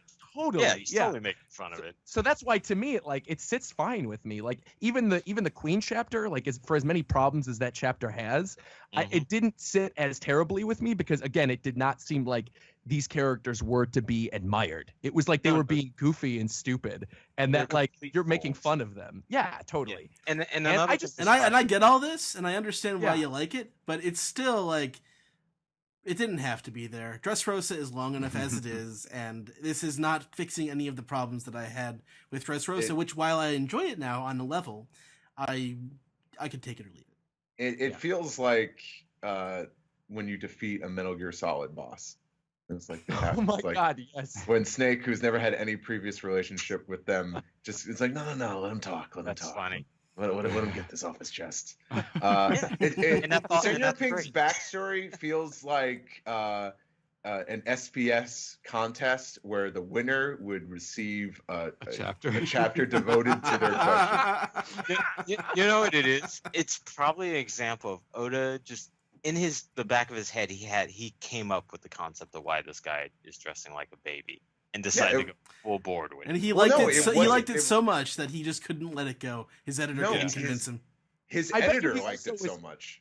And I bet you he was probably having Dressrosa fatigue at that point himself. And he's just like, you know what? Screw it. Let's just make this crazy-ass chapter. No, apparently the story was that his editor asked him, like, it's like, why does he dress like a baby? And Oda's like, I just thought of this reason, blah, blah, blah. He tells the whole story. And his editor was like, no, you have to put that in the manga. Yeah, it's great. You have fantastic. To. So blame the editor. And I also love the way it bookends, where he starts his flashback right before, and it comes back when he's getting the shit kicked out of him, which is what you should feel, because it's like, you did a horrible thing. There you go. Now you're gonna get 1,000 Frankie punches. Similar to that, what happened to Wapple in the manga flashback of Chopper. It's like, Wapple did a horrible thing. You come back, he gets smashed in the face. It's awesome. It still sort of feels like at the end of it, though, when Frankie puts back on the sunglasses and wipes away the tears, he's like, yeah, we're going to have a drink together one day and talk about Russian. It's just like, the ending of it really, it hammered home for me again how goofy this was, and this sort of like this cockfight between these two ultra machismo people. I thoroughly enjoyed it. And I know... recognize their flaws and the fact they've made mistakes, and they recognize that. It's like you had the hubris before, but you made a mistake which cost someone you loved their life or their livelihood, and you gotta own up to that. I want to know though, Steve, what's your name for the Metal Gear Solid version of Senor Pink? What would his boss name be? Oh geez, would it be an animal at that point? It would have to be, right? It'd be God, what's a big stupid baby animal? I don't know. Panda, Senor Panda. Pink potamus. Muddy boar. I don't know. You'd have to get back to me on that one. I just want to add that I think going through this countdown, I think we've been so conditioned to feel a lot of emotions with these backstories that it almost felt like Senor Pink was undeserving. Like, no, he doesn't deserve our tears. And I won't speak for everyone, because a lot of people. Russian got my tears.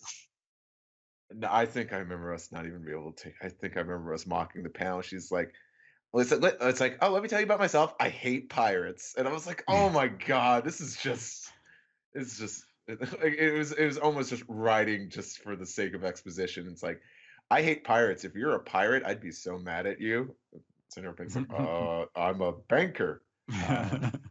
But sometimes we can't take One Piece so seriously, because you got to look at, like, currently we're in the the Whole Cake Island arc, where like talking food exists and people are made of like crackers and mochi. So sometimes you gotta like you gotta unfold your arms, not have them crossed, and kind of just enjoy it for what it is. And I've lightened up a lot to it, but it was just randomly placed, and unfortunately it's towards the end of Dressrosa, and we're just like, oh come on, let's just get this over with. So my problem with this, I'm actually kind of glad that this was one of the Dressrosa flashbacks that made the cut, because I could get something off my chest that I don't think I ever explained about why this bothered me so much. And actually, Brian started touching on it just a little bit when he was talking about it.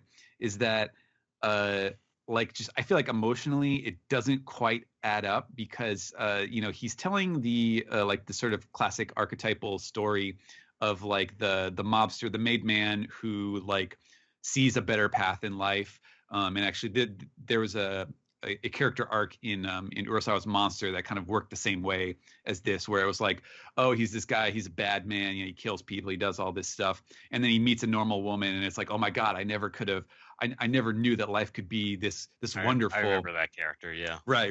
It's toward the end, like the usual way it goes, like the way that it's a tragedy is because it's like, oh well, we gotta, okay, I realize the error of my ways, and now I need to, to make things better. We're gonna run away. We're gonna elope. We're gonna, do whatever. Obviously, Senor Pink doesn't do that, and he lies to her. That's his tragic mistake that ends up causing the tragedy. But I just felt like there was no payoff after that, where like you actually saw him grapple with the reason that he caused the tragedy in the first place, which is that he's being a pirate. We never really see. He should stop being a pirate. Right, exactly. Like I was thinking of like like You've Got Mail, where like Tom Hanks is the Barnes and Noble type executive, and he puts the Meg Ryan's mom and pop business out. Her business closes, and she goes, I feel like Senor Pink's version of that is like, okay, well, you fell in love with her, and then tragedy struck, and then in this case it would be like if Meg Ryan like ended up being homeless and died, and he was like, oh my god, I can't believe I killed that the love of my life. Okay, well, let me just keep knocking these these competitors out of business, putting them out on the street. Yeah, exactly. That's how I felt too. Right. I'm like, how am I supposed to feel sorry for him? He's still you're pirate. just a fucking asshole. He just surrounds himself with women that he strips their bras off of like constantly. Don't feel sorry for him. Like women who do that and he doesn't give any shit. Oh god, I knew we were going to talk about Senor Pink's flashback for a long period of time. I just knew it. So because it's interesting. It's polarizing. It's probably the most polarizing flashback on this list. And who knows? I think, I know like a lot of people, like I've seen a lot of people that aren't necessarily the biggest One Piece fans talk about this flashback because they've heard about it. Like word has spread. I don't know if it's just us that are just like that or just aren't drinking the Kool-Aid, but I have warmed up to it, and I appreciate it for what it is. But it's so odd. It's like the one flashback I don't take seriously. It's funny you mentioned that other people who don't really like One Piece have sort of fallen in love with this flashback, because it's like I've gone to anime conventions and people are like, oh, they'll come up to me and they'll like my One Punch Man reviews or whatever, and they're like, yeah, I don't really watch your One Piece stuff, but I really enjoyed that bit with like the baby guy. And I'm like, well, how do you even know about that character? Like he was in for maybe 5 chapters total, like, but so many people really do relate to him and like know the backstory and are familiar with the character. And it's bizarre. I don't really understand why. And I'm saying that like, as a fan of his. Like Steven was saying, it has archetypes of other stories like the main man going straight, so it has those things that we've seen in movies, television, etc. So you just hear that part of it and you're like, oh, that sucks. That I can relate to that. It has nothing else to do with any like Devil's Fruits or fantastic One Piece shit that we normally get. All right, you guys ready to round this off? We got one more to go. Okay. Yep. Could it be? So we had the most polarizing one, but I feel like people are going to have the least amount of opinions about this. It's number 16, the very lowest, the 23 points, Nefertari Vivi and the San clan. I almost kind of forgot. It's the least important part of why we like her. It's the least important part of her character. Like, it didn't even need to happen, really. Sure. It's the after-school special of the One Piece backstories. Is tell your parents where you're going. Right, exactly. Always be accompanied by an adult. Always leave a note. G.I. Joe could have told this story in 50 seconds. It's not so much Vivi's backstory as it is Koza's backstory. Yeah. It had to introduce us to Koza and Yuba. Pell in a way. Yeah. It's funny. I actually totally forgot that that's what this flashback is. When I rated this, you know what I honestly thought this was when Vivi gets slapped at Reverie. by Wapol. I thought that's what this was, and so that's why I ranked it. I mean, it's still, That's actually more interesting That's than that's Yeah. way better. than this. it's still low for me. Like, it's not changing. It was in my last place, and it's still gonna stay there. But yeah, literally until you guys just started talking about the Sand Clan stuff and the thing with Koza, I'm like, I totally forgot about it, and that's probably why it's the lowest on my list, because I genuinely forgot about it. Here's the thing, though. Yeah, go ahead, Steve. It's I we'll probably say this a lot, but there's none of these are a bad backstory. All of them have their pros to them. Like even Senor Pink. Mhm. Like there's not a bad backstory here. Well, Senor Pink is it's much. I've said my piece. And this isn't lowest ranking because it's a bad backstory. I think it's a neat little story, and it's got a lot of fun, cute little character moments with Toto and Igaram and King Cobra. It's really funny. I Like really the King enjoy... Cobra going spying on the kids, like that. That's Well, adorable. first it's V. Like you get the sweet little moment where Vivi's like, "Hey, is Koz around?" It's like, "Oh, he's out playing," and Koz's parents like, it's like, what a country where we have What a royalty. What a country where we have royalty just interacting with the commoners on a daily basis, and then. And it's like, "Oh, you're gonna be joining us for lunch, Vivi?" It's like, "Yeah, sure." And she runs off. And then Igaram is sneaking around. It's like, "Are you gonna be joining us too, Igaram?" It's like, "Oh no, not me. I brought my lunch." And then he walks off. And then also you just see King Cobra, and he's like, "Hey, ignore me." Ignore It was a me. cute moment. Yeah. And also like all the times when like Toto kept like pleading for the king. It's like, "Oh, take my life instead." And even to the point where it's like, "Here, I brought a knife. Just kill me." I It's just realized something. great. Both Alabasta and Dressrosa, if you kind of combine all the Vivi moments that she had flashbacks with, like both the Reverie and her time with Peel and then her time with Koza, there are a lot of mini backstories in this arc. Much like Dressrosa, which has a lot of large backstories in that arc. Mhm. And if you combine all the Vivi art stuff together, it's actually a really decent, really complex story, but it's never one whole story. It's like Yeah. pieces of a story that you get when you get to the present. Hmm. It's The thing, definitely I wonder if all that stuff should be lumped in together with this flashback, but they're like I think it was told the way it should be told. the reverie portion's told at the end of Drum. The Sansan clan is told at two different parts. In the manga, it's told once we get to Yuba, and in the anime, it's shown before you go to Yuba, and then the stuff with Pell, I think, happens around the It's time. like right before the bomb. Yeah. it's the most heartwarming and least tragic flashback. Yeah, I forget if years ago if I argued who had a worse childhood, Vivi and Rebecca, and I don't know what the hell I was thinking because it's obviously Rebecca. Vivi's mom died. That's about the most tragic thing that happened to her, Yeah, and we don't even see that really. Yeah. Mm-mm. I mean, Koza got Yep. cut pretty brutally. Yeah, Mhm. he survived. Yeah. I think it's. I think I like this. I like this backstory for all the characters except Vivi. Not like Vivi was, like kind of ruined it, but I liked, I like the establishment of Koza and Toto, and I even like how like Cobra got involved with he's like karate chopping the kidnappers. It's like, how dare you do that to my daughter? Like he's getting involved. Like I enjoyed that about Cobra's character, how he was a very hands-on, personable king to his kingdom. I feel like the reason why Vivi has such a mild backstory, for all of the Straw Hats, it's like really the flashback is kind of, with some exceptions. Obviously, Luffy's lowest moment comes with Ace's death, but like the flashback is kind of telling you their lowest moments, their biggest trials, and they even kind of eclipse what the imminent danger in that arc. That's kind of like how we see the reason why they're fighting against whatever situation it is when we come across them as characters. But I feel like Vivi's like the true tragedy of her story doesn't happen in the flashback. It's like happening in the present, like seeing her country taken away from her, and it's usually kind of flipped around a little bit for everyone else, and so that's why like she doesn't really need that tragedy because she's seeing it in the moment. Yeah, because like the Straw Hats were there, basically prevented what happened with Riku in the Dressrosa. Right. It's like if she was a permanent Straw Hat, the story of Alabasta would be how Crocodile killed Cobra and wiped out, all of her, her family, and she was the only survivor. But it's not, So they saved her. Right. But yeah, that's those are the bottom 8 backstory rankings. Unless anyone has any final thoughts. No. Let's take a break and we'll come back with our top 8. Mm-hmm.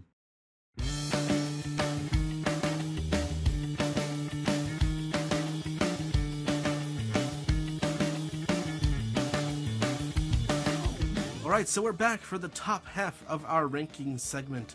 This is where we'll go from 8 to 1 and do our top half of the rankings, all of the best backstories, and let's just get right into it. Our number 8, with overall 87 points, is the Luffy post-war flashback.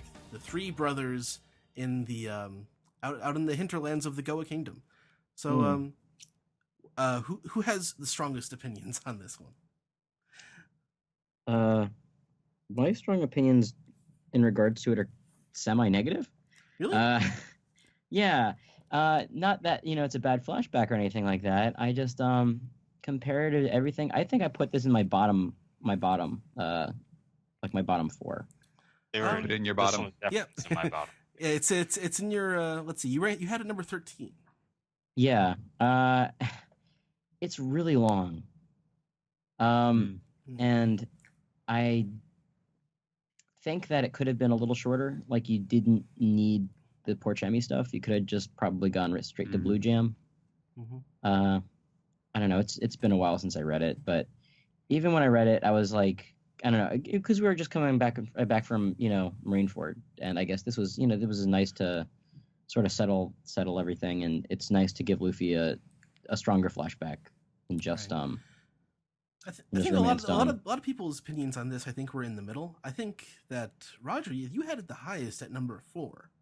Yeah, I was just gonna say I know I had it pretty high up there, so I'm kind of shocked to see that it's more in the middle. I guess I could see what you're talking about, Alex, with like the Porchemi stuff being a little bit too long, but because it was like such a fleshed out flashback and basically an arc in and of itself, that's why I ranked it so high. Because I feel like a lot of these other flashbacks don't even like deem themselves as flashbacks. We were talking about that in the intro as well. It's like, what qualifies a full flashback? And I feel like if you're gonna do a flashback arc, you might as well do it like this. And I really felt the connection between Ace, Sabo, and Luffy during this arc. Like, I know some people wanted to talk about the Sabo flashback that happens during Dressrosa, but ultimately I feel like this is so much stronger because you really get to see them grow up. And now, obviously, spoilers if you aren't that far in the story, but, Sabo's alive. So at the time, I remember reading it and being like, oh my God, I can't believe this little kid died and all this stuff happened to him and he had to go through all of this. And so for me, it really impacted me. And maybe it's not as strong going back and reading it now that we know that Sabo was alive. But at the time and leading up to that very moment where you see the 3 sake cups in Dressrosa, it was really one of like the most tear-jerking arcs for me. And I still go back and I choke up a little bit every time Sabo gets shot. So the way it leads into, I had it high up there like you did, Roger. I had it number 6. And like you, I felt the connection between the 3 brothers. I really liked the story with Sabo and his family up in the High Town, and sort of the further relationship between like the celestial dragons and the royalty and the hierarchy of the world, which I really appreciated. And sort of the young asshole Ace, it really sort of fills in his sort of, it makes a lot more sense of his actions, the way that we've sort of seen him in the world up to that point. It really sort of makes sense of him, I think. Yeah. And I really enjoyed it. I also felt that it was improved in the anime as well because of I know Alex has feelings about it, but I love that the opening theme song that came in during that time with the fight together. So I always associate it with that, and that always brings it up just a little bit for me. But also leading into that moment where Luffy says, like, after the end of it, where it leads into like Luffy saying, "I have my crew," so he's gonna go into the time skip. So I really and enjoyed Dadan. it. Yeah, Dadan's Dadan is such a great character. Yeah, and I think having that flashback then leads into one of my favorite moments of the first half of One Piece, genuinely, which is when Garp comes back from the war and Dodon confronts him. I every single time I choke up at that scene, and that scene is not possible without the post-war flashback. So. Yeah, Dodon is absolutely a great character. And one of the things that this flashback is that most people don't consider is that this is actually Luffy's flashback. When you read the manga, the beginning of the story isn't a flashback. It's told in sequence. Mm-hmm. So this is kind of the bridge to link the world of One Piece between the time skip and I guess what we will see the conclusion of the series will be. Like, this gives Luffy and Ace their motivation to become pirates in the first place, and why they want to become the king of the pirates, because of ultimate freedom, and so no one can tell them what to do in a world they grew up in, which was super oppressive. Right. Did anyone else have strong opinions about it? Yeah, I originally, I don't think I had this ranked as high, because really I remember when we were going through these chapters and these episodes all those years ago, I remember you, Ed, you and Zach seemed to really like this backstory more than I did. Not that I didn't enjoy it, but I know you guys, I think at the time, you know, because Zach thinks everything is the greatest thing ever at the time. Look at Strawberry.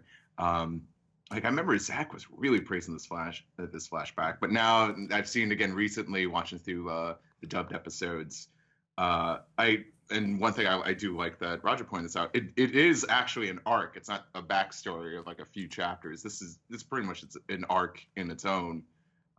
It's almost separate from Marineford, and I think that that deserves a lot of credit. But I just think what's really cool about it, it has that childlike innocence of going out with your friends on a weekend and just like playing pretend, you know, going off on like little adventures and just playing games all day. Makes me kind of nostalgic for that. Plus Stelly. And Stelly gave us Stelly. Oh, boy. Freaking Sid from Hey Arnold. But it also, you know, it did a lot of world building. It kind of shed some light more on like not necessarily the celestial dragons, but who I'm thinking, whatever the title is of the upper crust. It kind of filled in some of those gaps a lot more. It showed us a little bit more of the revolutionaries, not too much, but just a little bit, but enough. And of course, it introduced us to Sabo, and it helped. It definitely helped Ace a lot, because Ace definitely needed some more character development. Yeah, you know, Marineford was still like, oh, I'm so happy that people love me, but I still needed more. So I kind of like seeing Ace kind of. He pretty much pulled a 180. He was a very different kid than a man. It's a very different personality, and it introduced to another great character, Blue Jam. No, my mistake. That's a horrible character, because when we did the villain rankings, half of us didn't even remember who he was. That's right. But then again, I don't really think Blue Jim as the villain of the flashback. He's just another piece. He's just another victim, and I think the villain of this flashback is just the establishment. So, whoa, man. Yeah. All right. Our next. And so I don't even think we didn't even mention how we ranked it. Where did I have? I actually had a number 5. I had a lot higher up than I thought I would.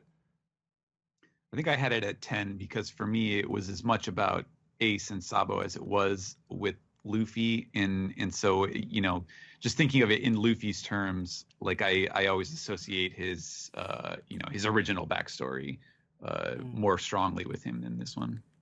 Right. All right. Moving right along, our next backstory at number 7, and actually the next 3 are all within 5 points of each other, so it's very, very, very close. It's sort of the top half of our top 8 here. But the number 7 backstory, and this is surprising to me at least, is Frankie. 96 points. Yes. Surprising that it's this high or that it's this low. I'm surprised that it's this low. I love this flashback. Like, I have it at number 4. I do too. Yeah, Frankie's pretty high for me. Yeah, it's the way, just personally, the way that like Tom interacts with Frankie and Iceberg. They sort of have this contentious brother relationship, and like sort of adopted brothers and their adopted father, like, and also sort of teaching Frankie to take responsibility for his creations for his children, which he has a very hard time with, I think, as sort of an abandoned child, not necessarily an orphan, but being abandoned. And I think just watching that realization with Frankie, like, and watching Tom make that sacrifice of himself, that was a really affecting moment. And granted, it sort of gets lost because it's early on in the overall Enies Lobby Water 7 story, but it really ties, I think it really ties into everything once Frankie ends up building the ship and going on the adventure with the Straw Hats. So I found it to be very, very emotional. I had it number 4. Yeah, I like it. I just, I just ranked a whole bunch of other ones higher. I have absolutely no problem with the Frankie flashback. I really like it, and I think it really shapes him as a character. Mm-hmm. I think the thing for me, I had it at number 8, which was just that, like it's in the top half, so I really like it. Obviously, it's one of the Straw Hats. There are, for almost all of them, at least particularly after the first few, are all really iconic and affecting. But there was just, I don't know, there was something about it that didn't help it crack the real top rankings for me. But it was really good, and also it tells a lot of the history of Water 7 as well, in a way that I don't think all of the arcs can achieve. So I appreciate that about it. Just kind of like how Tom inspired Frankie and Iceberg, and obviously we know what Iceberg went on to accomplish, and obviously Frankie as well. So that's what I liked about it. It's part of the Water 7 Enies Lobby juggernaut. It gets a little overstaged, I think, by Robin's flashback, which comes. That's the thing. I think that too. I think it does get overlooked, and I really enjoy Frankie's backstory. There's other tiny aspects I love about it. I think I love the Water 7 arc so much. Just to see any more expansion upon it is good with me. But you have Frankie and all his different inventions, all the Battle Frankie battleships. I really like the character designs and the colors. I'm thinking more of the anime, but my first introduction to Frankie is the first image I ever saw of him was Teenage Frankie. Oh. So it was really jarring for me when I saw what Frankie looked like, in the current, How did story. that happen, Steve? I was on AP forums. That's when Okay. I first started really getting into One Piece, and I just saw him doing the super pose in someone's signature, and he kind of looks more like Luffy. He kind of he fits that, the kind of the default build. So at first when I saw, like the Popeye Pompadour Frankie, I was like, oh, I don't know if I like that, but I quickly wised up. Another thing about it, another one of my favorite characters is the villain of this flashback, and that's Spondum, and he is hilarious, and he's also the worst human being in it.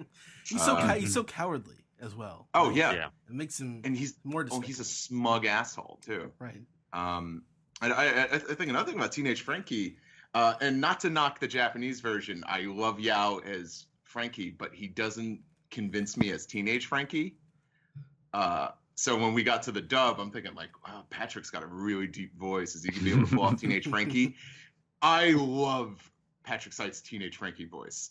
It's like almost on a completely different cadence to his adult Frankie voice, and it's awesome. I really enjoy the performance in that. And Tom is Tom's got a great gimmick, whether your Japanese version do it with the Dawn, or the Viz version do it with Boom, or the dub do it with Gusto. It's really cool, and it's kind of it's a catchphrase that's kind of gotten forgotten over the years, and it's really cute. Or like Tom's laugh, he catches his breath in the middle of laughing. Mm-hmm. Oh, kind of like, what was it, like a Dom DeLuise? Dom DeLuise, yeah. And I had it ranked at 7 for me, but Frankie's one of my favorite characters, and so I always enjoy watching these episodes. And another thing about the anime is I love how it's framed. Like in the manga, you just go right to it, play through the flashback, and then we come back to the present. But the anime frames it, because at the time they were doing like cold opens, which they just did for a short while during Water 7 and then never went back to. And just, the beginning of every episode would kind of have CP9 doing some more exposition, going through Frankie's hideout, Tom's workers, headquarters, and I thought it was really cool. I really liked the way they did it. It was some pretty interesting storytelling. So like I highly recommend like all versions of this flashback. That's funny. I didn't even think about that cold opening thing until you just said it again, and then I'm reminded of it, and I'm like, wow, I really did love that. And for me, like Frankie was number 8 on mine too. So it was like, again, in my top half, definitely something I loved. But I think just to mirror everything that all you guys have been saying, I think it's just that I like other flashbacks more. But I love Frankie. He's like one of my favorite characters in One Piece. So like naturally, of course, I'm gonna like his flashback. All right. Yeah. Anyone else have final thoughts on this? Yeah, I do. So thing I'm going to keep reiterating about like how I choose my backstories. What I think the most emotionally significant things about them is hubris of a character that learns something through that sets up tragic events, and this arc does it in spades. Oh yeah. Like everything Frankie goes through is only through his own hubris and his own action, which catches him in the ass, and then he's like, "Oh God, I ruined everything," and that propels them to move forward, and that's definitely a thing within like Straw Hat flashbacks that constantly shows up. But I also think that form of storytelling is what makes Oda really good at convincing us that that these worlds exist with people, and that these people have to learn things. They can't just be like perfect characters. Because what's great about Frankie, what's great about so many of these One Piece flashbacks, is they featured very flawed characters, and that's why we like them. Right on. All right, let's move on to the next one. At 98 points, only 2 above Frankie's flashback, we have the Skypiea flashback, the Noland Calgara flashback. Wow. Yeah. I honestly was a little surprised it wasn't that high up in my rankings, but I know a few of us really, really liked it. And so I guess I'll ask, let's see, who had it the highest up? Brian, I think you had it the highest. Okay, so Sam actually, our anime recap host, Sam actually had it number 1. So yeah, I saw that. Wow. Yeah, I know. That's Sam's a hot take machine. But I can tell you. Yeah, I can tell you exactly why I put in as one of the higher ones. I don't remember the number, but I remember it's 3. Yeah, okay, that makes sense. So the message in this one is so abundantly clear. It is science versus superstition. And that is a story we do not talk about, especially in this country, but just in stories in general, because we kind of treat superstitions and like fantastic belief like they're on the same level. But like we live in a world together, and superstitions have consequences. And we saw it in this arc, in this flashback, clearer than anything, where they're literally sacrificing themselves to cure a disease that if they were only more scientifically aware and like more progressive, they would have seen like, oh, these trees that we've been relying on because they're quote unquote our ancestors. So we couldn't see that, so thus we're dying, and then we use scapegoats as in, oh, we have to sacrifice like young girls or virgins or whoever else to appease the gods so that they stop killing us and harming us. And I thought like that message, and just dealing with these two characters who were great characters, Caligari and Nolan, and their points of view, and having them their ideologies come to a head, because usually you don't get that in One Piece. Usually like someone's ideology like Crocodile or Doflamingo is clearly wrong or mistaken, but with Caligari and Nolan, they were equals, and you respect them on both levels. But it was clearly like one side, he was like, Nolan was obviously trying to help Caligari. Caligari wasn't a villain, he was just a product of circumstances. And I thought that was fucking fantastic in this arc, this flashback, sorry. Right. And honestly, it does play out as an arc. It's one of the longer flashbacks up to that point, isn't it? I think it goes for almost an entire volume. Yeah, until Robbins comes and kind of upsets it. It was the longest flashback up to that point, I think.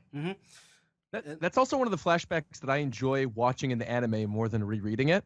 I think the voice actors did a really good job in the animation, and I don't know, I just like, that's one of those things that I could go back and rewatch, and I don't think I could say that for a lot of the old arcs. Like, unless I'm in the mood to watch it, it's not something I could just like put on. But it's such a self-contained story, and you've got these characters who are so unique to that flashback, who obviously have repercussions on the overall story, but they're just like, their main plot is contained within those 3-4 episodes, whatever. So it makes for a nice bite-sized way to sort of maybe even tease people who aren't into One Piece, like, hey, this is sort of like the deeper side of what One Piece is about. It's not all about like people with rubber fruits and people who could turn other people into toys. Like, check it out. So I'm really surprised this ranked so high because I think this is a very controversial flashback.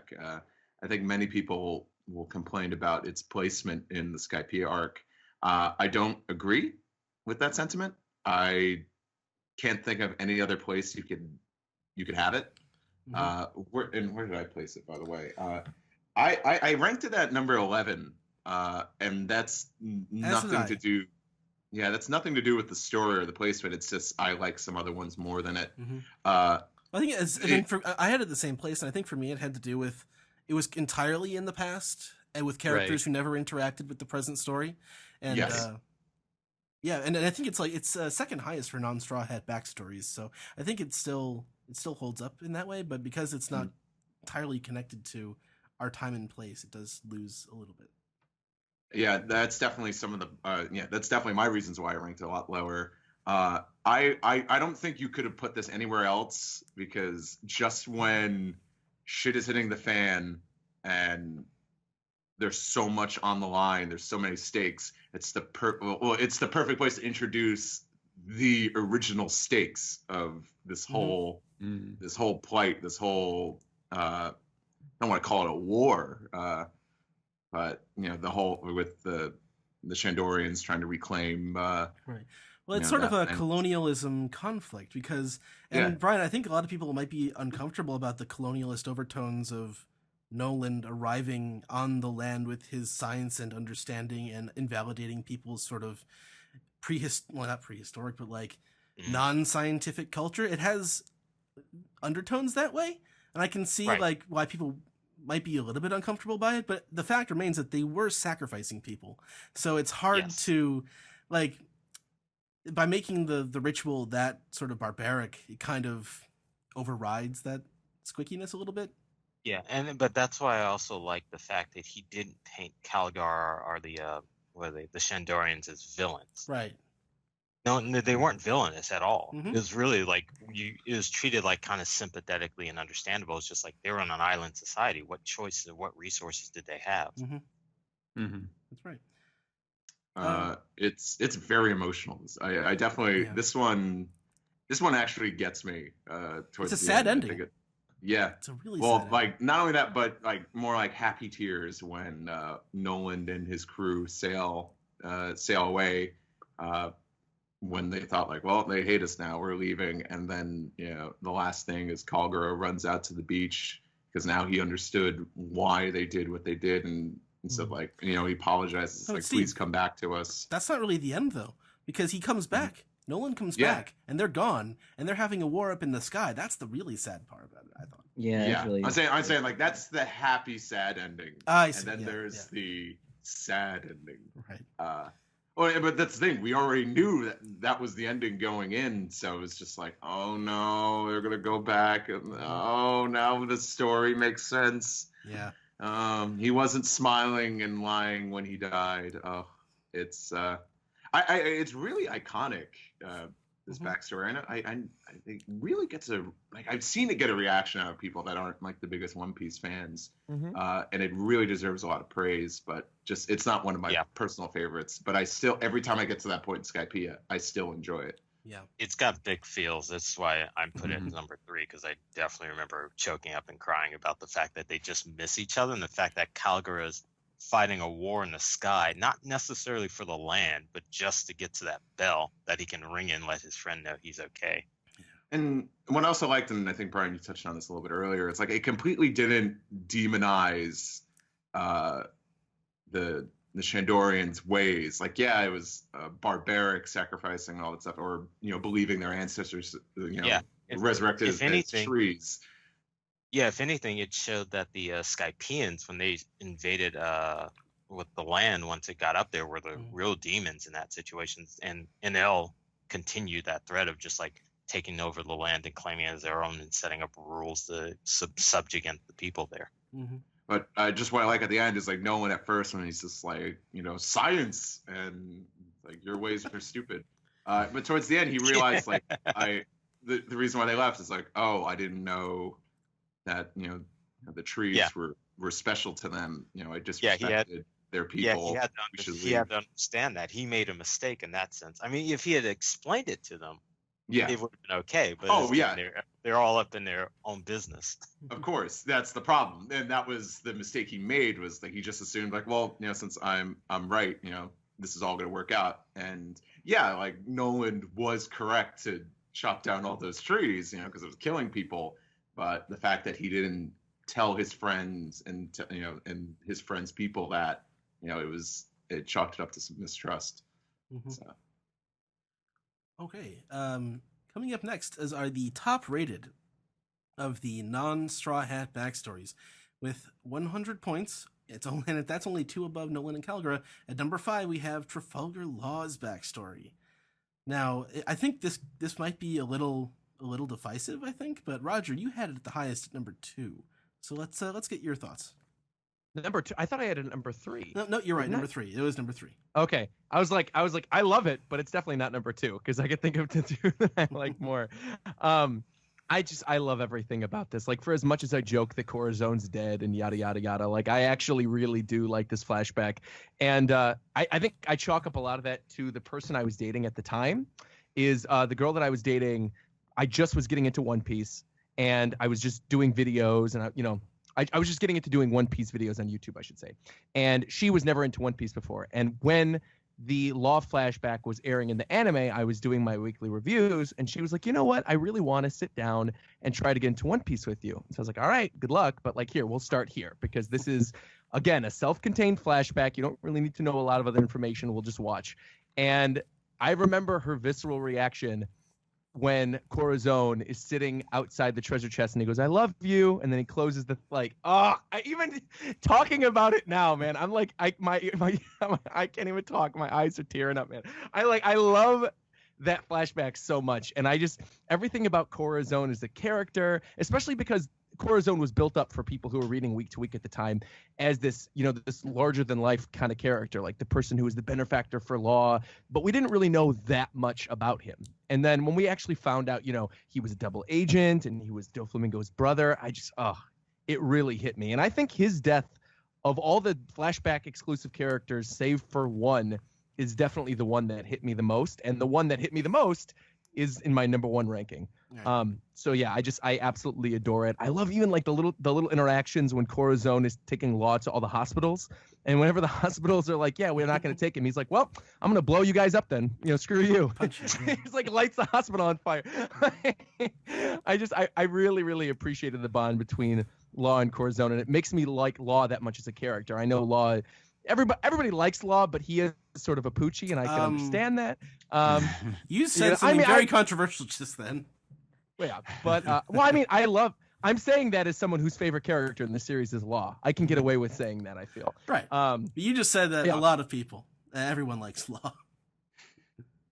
Well, I think a lot of people do think he's a poochie, right? Yeah. And I think the majority of people like Law. Right? I'd say like 90, maybe not everybody on the podcast, but I think I think the majority. Yeah, I mean, Law was number 2 in the character ranking last time around. Probably would have been number 1. So, yeah.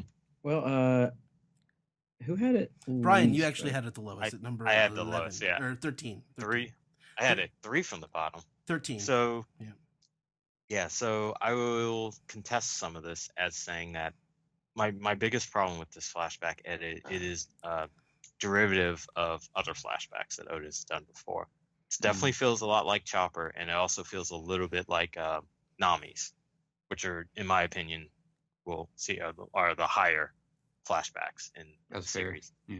And the emotional moments with Law getting stuck in the treasure chest and then hearing what goes down with him and Corazon and Doflamingo, fantastic. But for me, the best moment was Law's mistake in giving over the message to Virgo. Yeah, crushing. Yeah, that got me. I was like, oh fuck. but like I said before, my favorite things about One Piece flashbacks is when it's hubris brought to a mistake and they learn something. Law didn't really make any errors that he could have been cognizant of, and he didn't really learn anything. Like, Law didn't really have to change. In fact, he's still kind of gloomy kid throughout the whole thing. And if anything, he just recognized that someone cared for him and gave him the strength, literally, to move forward. It isn't really and they- reflected and much in his arcs. current character, is it? Right. Yeah. And that's probably my biggest thing about the flashback. It's like Law didn't change or learn anything. Like all the characters, when they have like a big emotional flashback, they kind of like learn something and grow from it. But yeah, Or I mean, and the other thing, what? Or they make this choice that has huge consequences. Yeah, Yeah. it gets which Law did, but it was like he Yeah. was a kid. I can't fault him for that. It wasn't like, oh, I'm a dick the whole way through. It's like, you stop being a dick or you're gonna get in trouble. I don't care. And then it gets everybody murdered. He's like, oh, I care now. But You But, made It's me funny, though, when care you- more. When you put it Yeah. like that, like I totally understand why it would be lower for you, but I think because he doesn't learn anything really, it's just like a depressing story. That's what makes it more interesting for me, because it doesn't follow the trope of, okay, like they made a mistake, they learned something from it, let's move on. Like it was that is totally, especially when you brought it up here, like that is totally something that Oda does, and I'm not saying it's a bad thing. It's just like that's just doesn't a storytelling endear technique. me. Yeah, it just doesn't endear me to his plight because of that. Yeah. I cared a lot about the white lead disease and what happened in that town. In fact, one of my favorite parts of the flashback is when the Doflamingo family are just discussing Law's history and what the world government did. I love all that stuff. But Well, you see like the young Senior Pink, and you see the young version of Mr. Anime all of and all them, those yeah. other characters. I'm Yeah, like, it's great. on that team, yeah, that's fantastic. And But that's even- always, you see that in One Piece. You mentioned too with the white lead disease, like all this stuff with his family. That scene, I remember reading it and thinking this is probably some of the darkest things that One Piece has ever done. When Law is hiding under all the dead bodies, like Yeah. oh Very- my very god, deserved. like oh, just so, Yeah, it's and- so good. And then his mom and his dad getting killed, and then his sister died. Like If anything, Law. explains why Law is Law. La Or La should- Land. That's La La Land. So, Somewhere for in that- the crowd, you're gonna pee poison to death. Yeah. His change happened then, but he hadn't had the change going forward. But if anything, the change happens in Dressrosa when he relies on Luffy and the Straw Hats and succeeds in his goal of taking down Doflamingo. So Yep. Yeah. Anyone else have big thoughts Yeah, on it? I do. Alex? All right. So I'm probably the one, at least I don't know, lately or before I took my leave of absence, who would vocally take a dump on Law the most. I really do like this flashback, and I'm also I also take a dump on Dressrosa constantly. I'm in the middle of rereading it currently, and it's still pretty bad. But this flashback is like, I think, easily the best part of the entire story arc, because Corazon is such a endearing character, and to me it's less about Law and more about Corazon and his relationship with his brother. And Law just happens to be the one who wants to, enact, revenge. But yeah, I look at it more like this is Rocinante's story. And and it actually kind of makes sense that it's when it's written that way, because as we said, some of us feel that Law doesn't really change too much because of it. Yeah. I think for me, yeah, it is the Corazon, the Rocinante thing. Like, we've got a lot of really iconic and just incredible characters who are represented in this list. I mean, there's a reason why Oda kind of saves his like truly heroic characters for these flashbacks where they all sacrifice themselves in some way for the characters that we know in the present day. And I just feel like Corazon is right up there. He's one of the best. And that's what pushed it so high for me. That arc is also what we found out that Law was a D too. And I think the whole story of him and Corazon at the ending, where the D's will always inherit the will of somebody else. I kind of feel like Law inherited the will of Corazon to like move on with his life by the ending of it. And then in that final moment too, when Corazon was like holding on still, even though he was shot by Doflamingo, and Law is in the little box and he's being transported away. And then that's the moment where like you finally hear Law cry when Corazon finally dies. Like, oh. yeah, So that's good. a great moment and great setup with the whole character, him pretending to be mute, but he actually has the mute fruit and all the slapstick comedy associated with that. Also, one of the cleverest kind of like heist situations with how he uses his ability. But Definitely.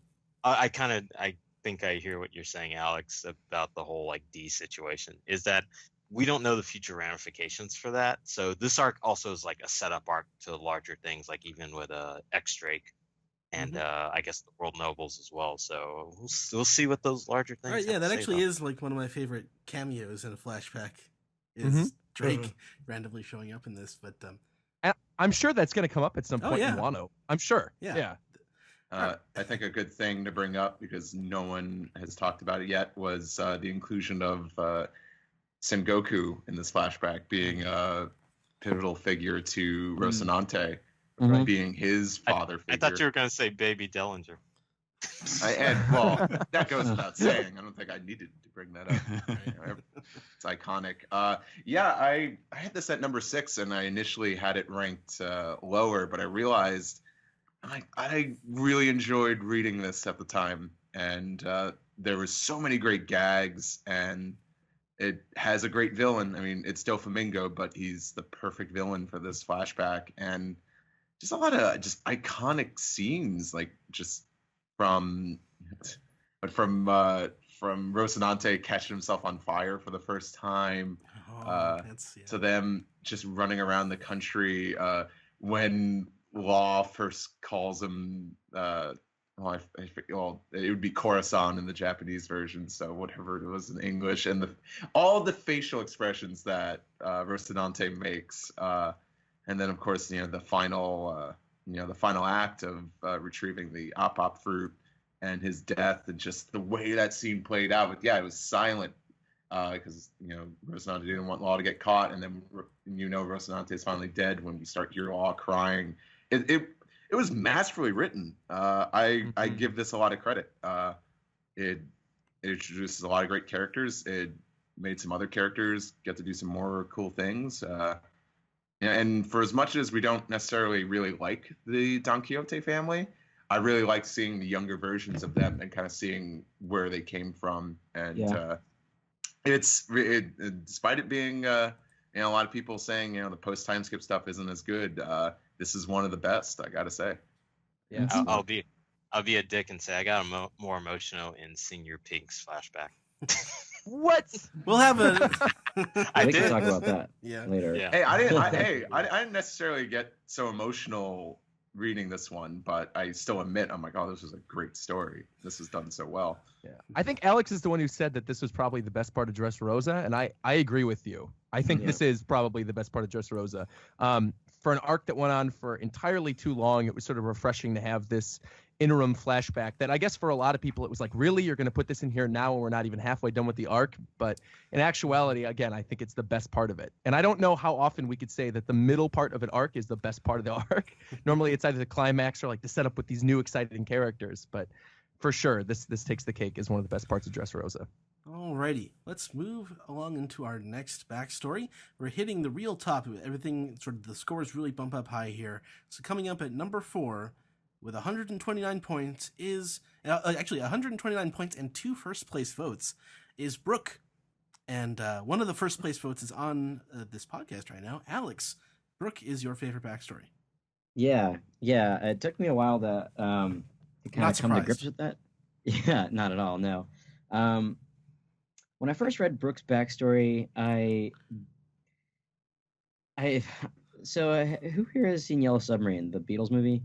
Oh my God, of course. Yeah, so there's this bit where there's this quartet that's playing in the beginning, and they keep getting frozen one by one. It's like, a quartet, a trio, a duet. Yeah. Oh, now it's a solo. And the first thing I thought of when I saw read Brooks' flashback was that, I would have lifted the side of Yellow Submarine. I think that's almost confirmed now that he's seen the movie at least. Yeah. Oh yeah, because the Law's ship, of course. Yeah. Yeah. So I thought that was kind of nifty, but honestly, I don't. I like to be part. Impartial when it comes to the manga versus the anime, but because Oda had a hand in the song and its inception, and I love Koei Tanaka so much, the anime version of this flashback is what bumped this thing up to number 1 for me, because Pink Sake is amazing. I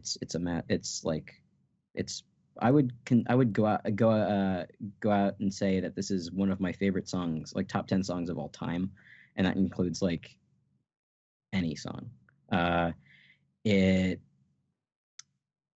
It's really sad to think that this person went 50 years without anybody, and he, was there when his friends died and his crew, and then come back to find that, oh well, I can still live in order to fulfill our goal of seeing our friend Laboon again.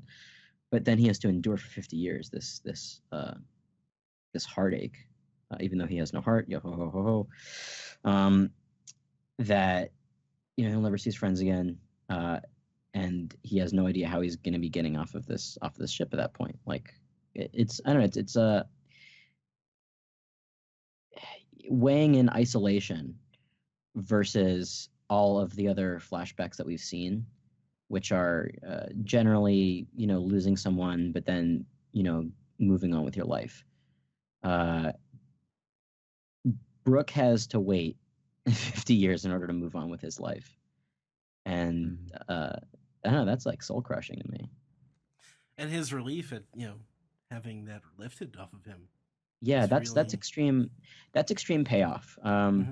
The Laboon thing, I think, is amazing. That's one of my favorite revelations in the entire series. That this whale that we encounter, at the beginning of the series is, that's huge. Tied into this character. Yeah.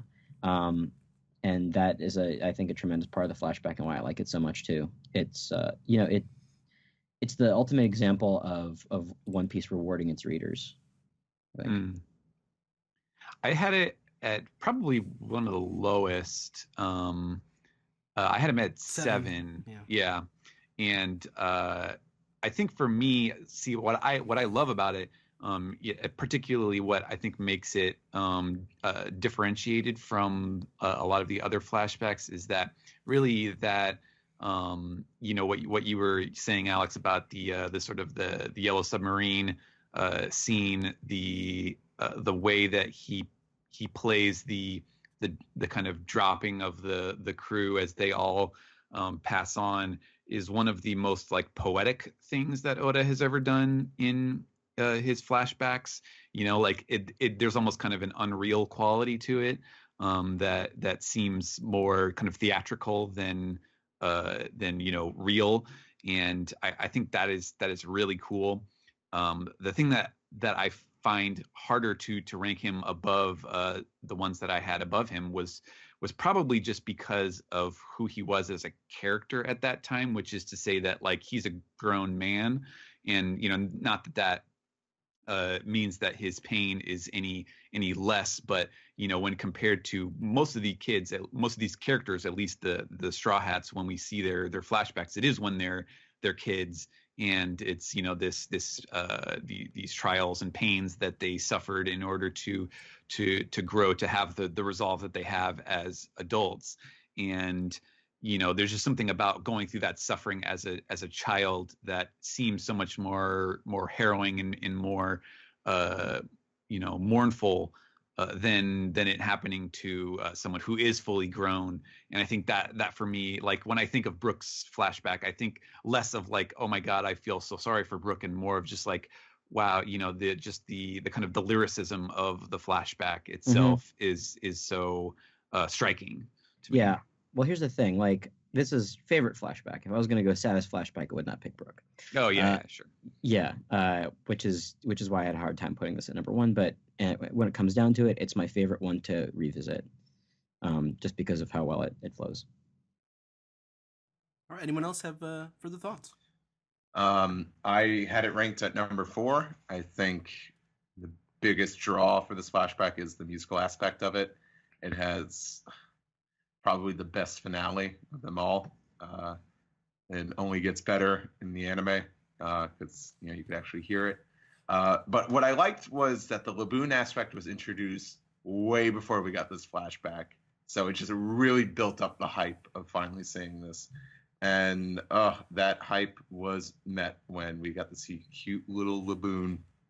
I like it. I like the dynamic of the Rumbar pirates. They're very reminiscent to the Red Hair pirates, at least from what we've known, from what we've seen at the beginning of the series. Bunch of fun-loving, middle-aged men just having a good time and playing music.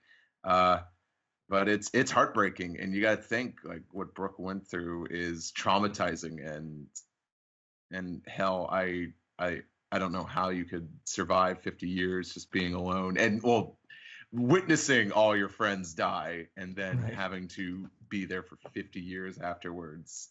I actually love the fact that Brooke is like half crazy in the series, and you can imagine that trauma had its toll. And he's one of the funniest characters, but you got to realize that like a sense of humor is like a defense mechanism.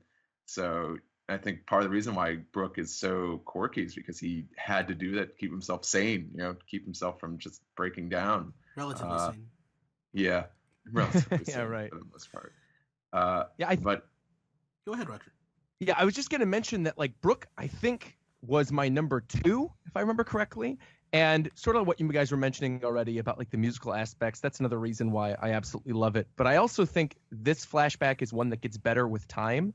The more time that we spend with Brooke and the more time we sort of see him interact with the crew, the more rewarding it is to me. Because again, like you guys had mentioned, he was alone for 50 years with nobody. And so it really feels like every small connection that Brooke has with anybody else, it has that much more weight. And it's that much sadder than when you go to this flashback because he likes interacting with all these people and he's a goofball. And like Steve mentioned, it's a defense mechanism. But at the same time, it's like imagine being alone and stranded on a ship by yourself 50 years. And then suddenly you don't just have one person who cares about you. You have an entire crew, like a family that now cares about you. And being without that for so long and then getting that back again, it really makes you feel happy for the character. And yeah, on top of all the things you guys already mentioned, like the music is so good. Bing Sake is such a great song. And yeah, I think it's impactful both in the anime and the manga, but I also agree that I think the anime is what puts it above and beyond for me on this list. Yeah, real quick to that point, it's probably why Brooke is so reticent and adamant about not losing anybody ever again. Like his standoff with Big Mom, his standoff on Fishman Island, etc. Definitely. Mm-hmm. Or his hair. Well, that's for Laboon, but yeah. Okay. All right, we're getting right down to the top here. So actually, we had a tie for number 3, number 2, but we had to go to a tiebreaker. And by virtue of having one more first place vote, actually number 3 at 135 points, getting no first place votes, is Nami. So actually, Brooke got more first place votes than our number 3 and number 2 combined. So that's surprising. Yeah, but number 3, Nami.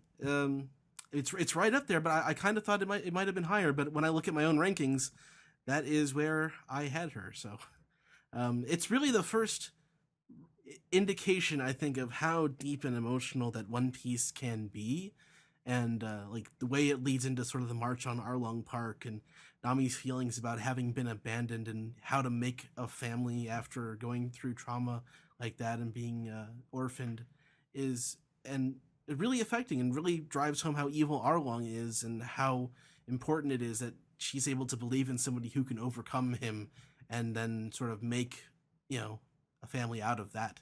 So I love this flashback, but I definitely have, I definitely put a couple others ahead of it. So I can understand why it's at number 3. I had it at number 2. And for me, I think it is one of the best examples of like the emotional stakes of the flashback immediately paying dividends within the arc itself.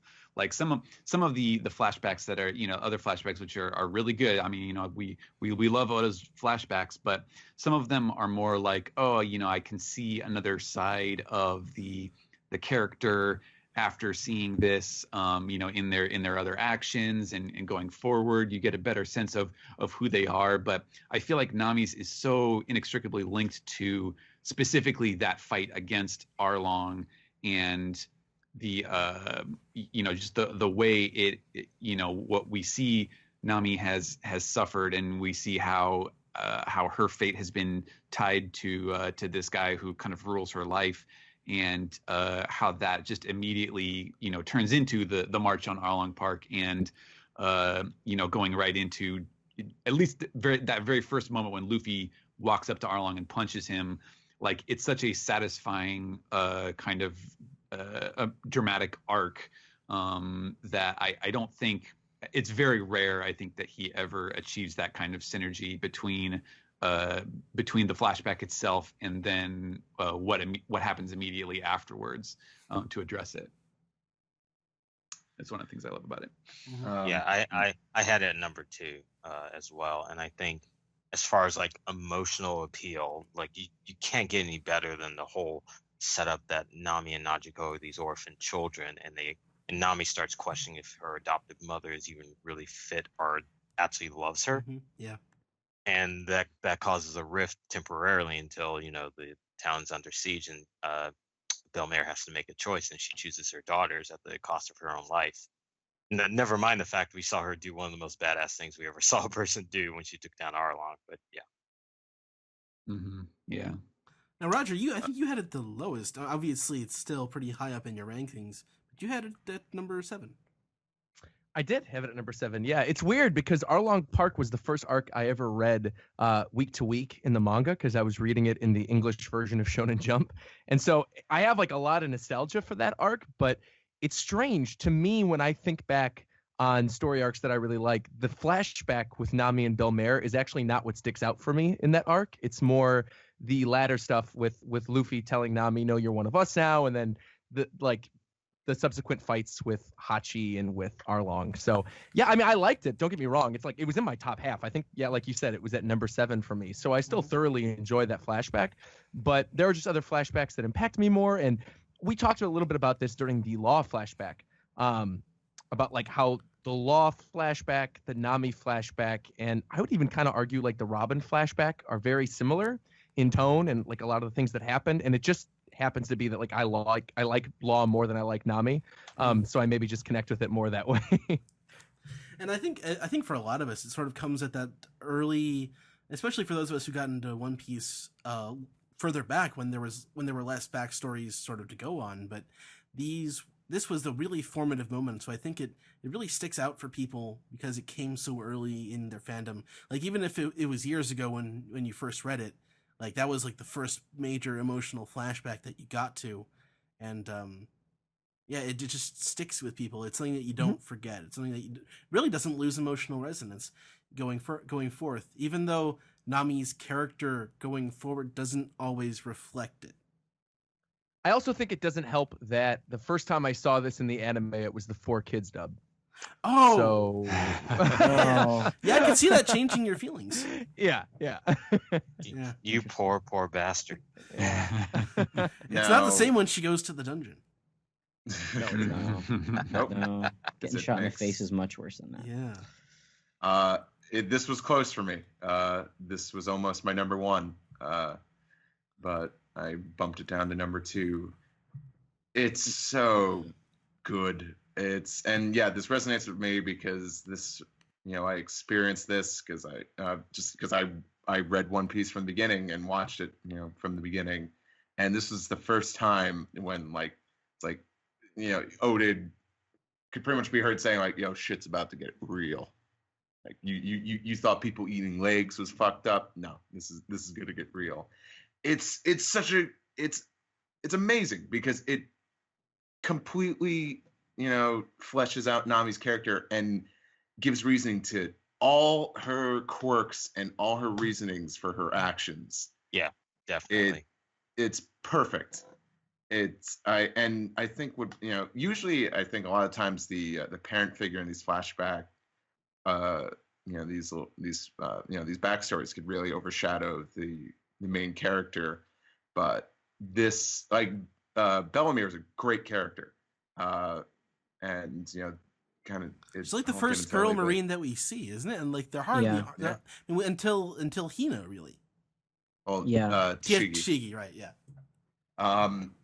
I think it's just what's amazing about this. I think just taking it out of context of One Piece, the fact that this this little girl who was an orphan, who lives in a poor family, who at one point she gets hit by her it's like by her mom, because she says like it's like we're not even blood anyway, and I wish I was adopted by a richer family, and then realizing the sacrifices that her adoptive mother made. And then when her mother is killed because her mother refused to deny that she had two daughters, the fact, even though they're not blood related, she couldn't deny the fact that they were a family. And then to have her, Bellamere killed, and then Nami's taken away by the fisherman pirates, and then she makes this decision. This little girl makes a decision that I have to help these pirates, but I'll make a deal and I'll raise the money so that I can save my village. All these grown ass adults, I could save all of them and free them. That is some heavy shit. And it made me appreciate Nami way more than just being the freaking Fujiko of the Straw Hat crew. There's like, there's reasoning now for why she was so fixated on treasure and her being stingy and kind of her being a loner. It's amazing. It's the fact that you have this little girl go through all this strife, and I couldn't get over that. I couldn't get that early in the series, and I'm still a teenager at the time, and shonen anime and manga is pretty straightforward, and just to see a character go through that, I've never seen anything quite like it, and it's still a fantastic story. And I just watched it again recently, and it's still you could show that out of context to some people, and I think it would resonate with them. Mm-hmm. All right, anyone, any final thoughts on Nami's backstory? All right, let's move on. I guess so. Okay, let's move on to our number 2, also with 135 points, but getting one first place vote from our very own Kelly. So she comes in at number 2. That is Nico Robin. Nico Robin's flashback. Yeah. That's where I had it. I had it at number 2. Quite a few people did. Robin, she comes at this point in the story where it's deepening sort of the well of history of One Piece. We had it with Alabasta, we had it in Skypiea, and now we're finally directly dealing with sort of what's going on with the further backstory of One Piece. It's something that Zach and I are on about all the time. And but telling it in this way of this girl who has these special powers, but is also traumatized by the fact that she's been like many characters, she has been abandoned, but she has this opportunity to reconnect with the mother who has abandoned her, and has that momentary connection, and then also has the connection with Saul, but ultimately has to leave that all behind because of what's going on in the deeper history of One Piece. And so she's essentially abandoned again and has to go off on her own. But the way it leads into her accepting that she doesn't have to die, she can live on despite having this dark mark on her history that the government says, you're a bad person because you know this.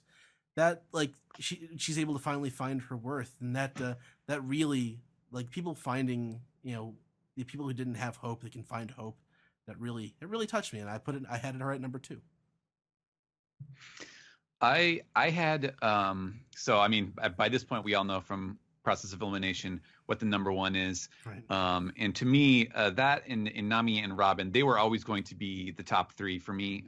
It was just a question of which order, and so while I had her at 3rd, I think it's a very rich flashback. If I was actually going to knock it for anything, I feel like maybe Oda kind of leaned a little heavily on the scale for tragedy here. Like there's a lot of stuff that happens with Robin where it felt like he was sort of combining multiple little Cinderella type fairy tale children into one. So it may be a little overstuffed in that sense, but the emotionality of it is obviously there in spades, and I really give it a lot of credit, not just for what it says about Robin's character, but just as a flashback, how rich it is in like One Piece history and how incredibly rich it is as a location. Maybe one of the best like located flashbacks where you just get this incredible sense of place that you usually have to see over the course of an entire arc. Like the island of Ohara is it lives up to having to the kind of I guess special infamy that he gives it in the world of One Piece through the way that he tells the flashback. And yeah, it's very interesting in that regard, I think. So that was number 3 for me. I like the way Kuzan is present in this flashback. Yes. You get a little bit more backstory on him, and I think that's super interesting. Whether or not that's going to pay off in the future, who knows? Simply because of his role in the current story is sort of ambiguous right now. The addition of Saul was a weird one when I read this flashback, mostly because I think we hadn't really seen any other giants except for Brogy and Dory at that point. I guess we saw Oimo and Kashi too. They really fit in with the Dory and Brogy story. They're part of that story. Yeah. Saul, however, dressed very differently from all the other giants that we've seen. Well, there was John Giant, but there were some vague other Marines, I think. We'd seen him like in the background at one point, I think. Well, John Giant... Yeah, whatever. Yeah, like, wasn't really clear on what he was until Marineford. Yeah, Saul was a very interesting character. This weird character who just seemingly came out of nowhere and had an affinity to Robin, but kind of took her under the wing. I kind of get what Steven is getting at with there is so much in this flashback. Like she's got essentially 3 mentors, that she mourns. That's so many. Like I think Clover probably would have been enough, but I don't know. The part with Olvia is so heartbreaking. Like it is. Yeah, well, that's the thing. That's why it's so heartbreaking because there's so many. There's so many, so many people in her life that she loses in the span of a single day. The versus just the one, or I guess in Brooke's case, his entire crew, which is just all they're all a collective, so it might as well be one person. But in this case, yeah, Robin loses 3 completely different people on the span of a day. That's her entire world, and that's the most heartbreaking thing, is that she's literally forced to go out in the world and find friends who care about her. But when you experience something like that firsthand, it's not such an easy thing, which is what it's interesting that it took her until the Straw Hat Pirates to finally find that group. Like, she's been in and out of pirate groups just because of she really did by putting these huge walls up and sort of closing off her heart. That's and then the breaking that wall down is why the I want to live moment is so, I think, emotional. Yeah, and Aokiji or Kuzan being part of this is interesting, just because he tells the Straw Hats, she's done this before. You guys are just in another just another girl. You guys think that you're the ones? No. And it actually is interesting to think about, how many times, how many other times has he actually looked at Robin from the shadows? I wonder about that. If he's actually kind of because Robin's this elusive character who is just kind of all over the place, and she's been missing and nobody knows exactly where she is because she doesn't stay in one place for too long. But I wonder if Kuzan had been kind of shadowing her for a little bit. Oh, I had no doubts about that. Or at least just keeping tabs on her. Yeah. Without actually being there, because he has connections enough that he could have just said, "Oh, she's in that organization now." Yeah, like this is the girl that he let go. I wonder what she's up to now, kind of situation. Yeah, it's very interesting. I'll be the most critical in this. I think I had it the lowest, not because it's it's a fantastic backstory. It's just there are other things I prefer. I think much like what Steven was saying, that there's so many emotional strings that are thrown into this that Oda pulls. It's also, I think, 2 chapters too long.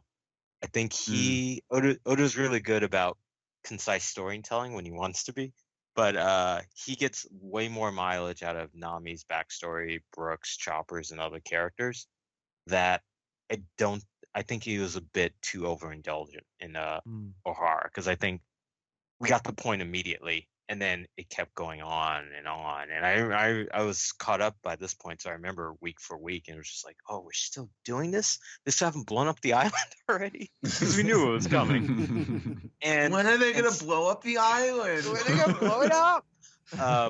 But I think the strongest cruxes to this flashback are, of course, "Are You My Mommy?"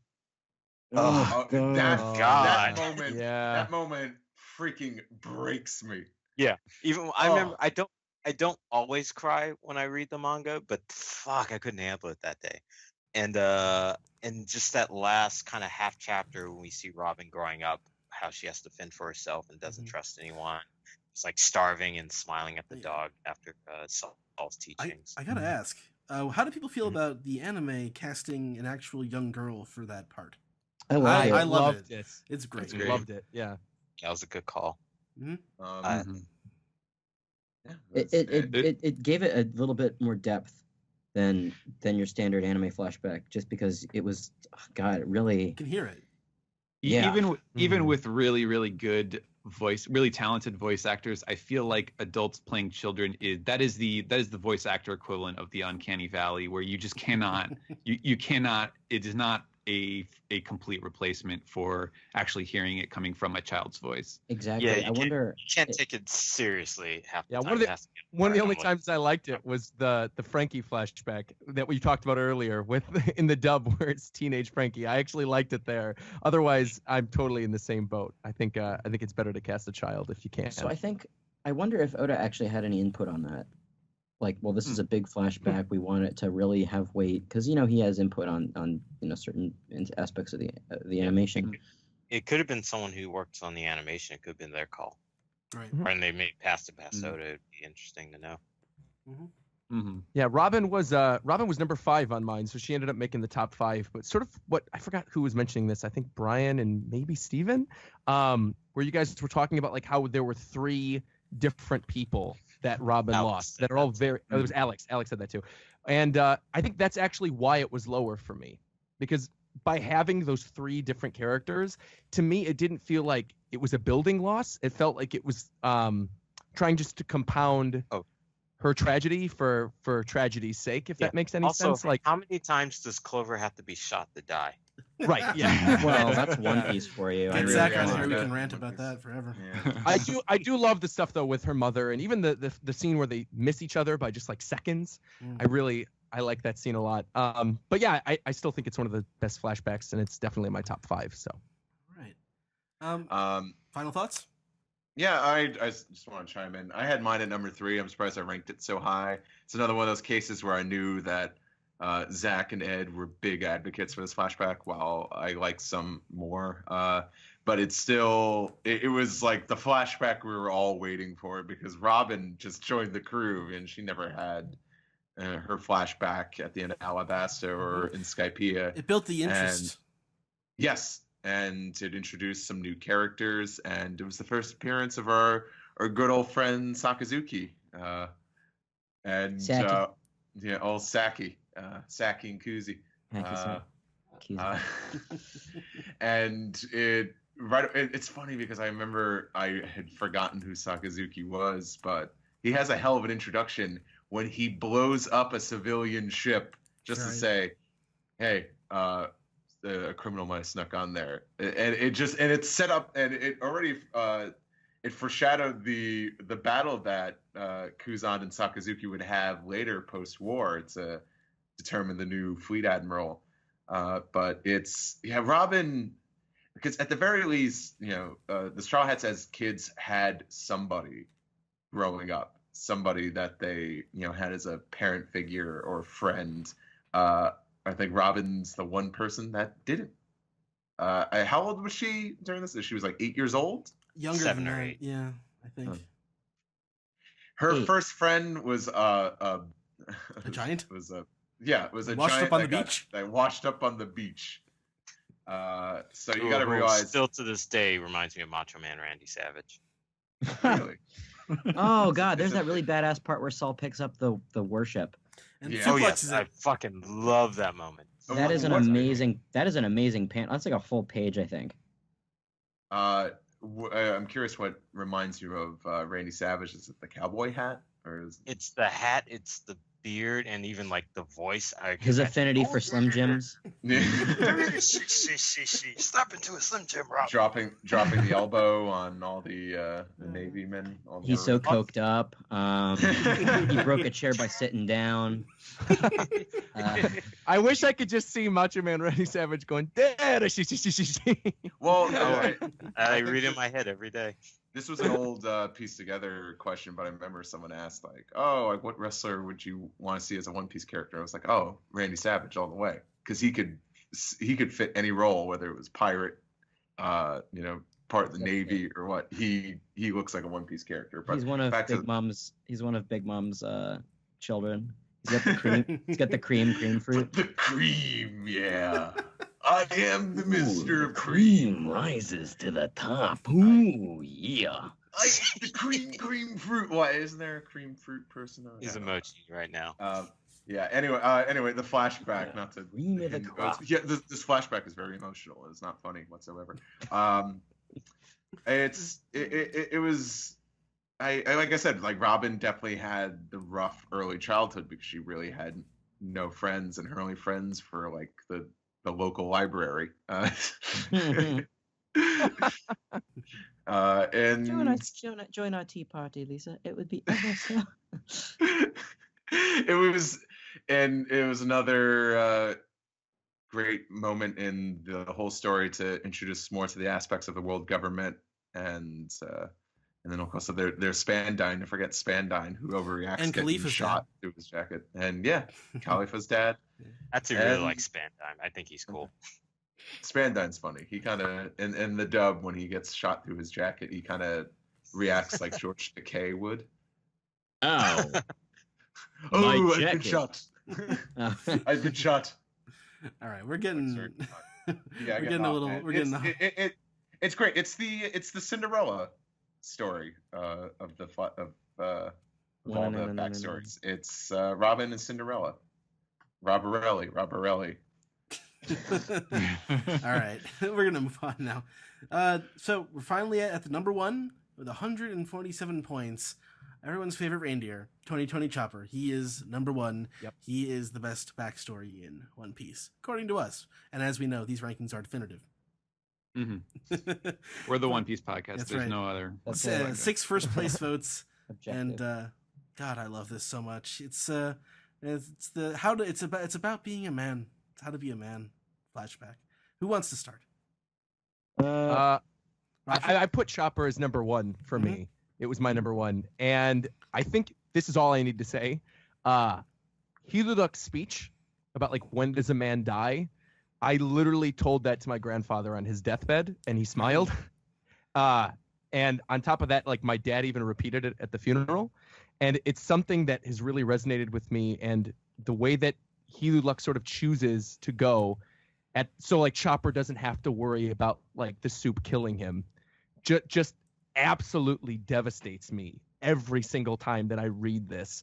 And I don't know if any of you guys have actually seen this, but Band Presto did a little short film where Yeah, they I saw took that. oh my I God, remember those. Yeah. watching that stop-motion version thing? of it, yeah, the stop Mhm. motion, and watching that version of it, hearing the music swell, and then seeing Hiluluk smile, and then the little like cotton candy fluffed up sakura blossoms, wrecks me every time. I adore this, and I'm sure you guys are all going to say all the things that I would otherwise say, but this is hands down my favorite flashback in the entire series. Yeah, and there's the added aspect of it of like Chopper first getting his devil fruit power and realizing he doesn't really understand what he is. So he's kicked out by his reindeer family, and he's wandering around the forest, and he's shunned by the humans because he's a monster.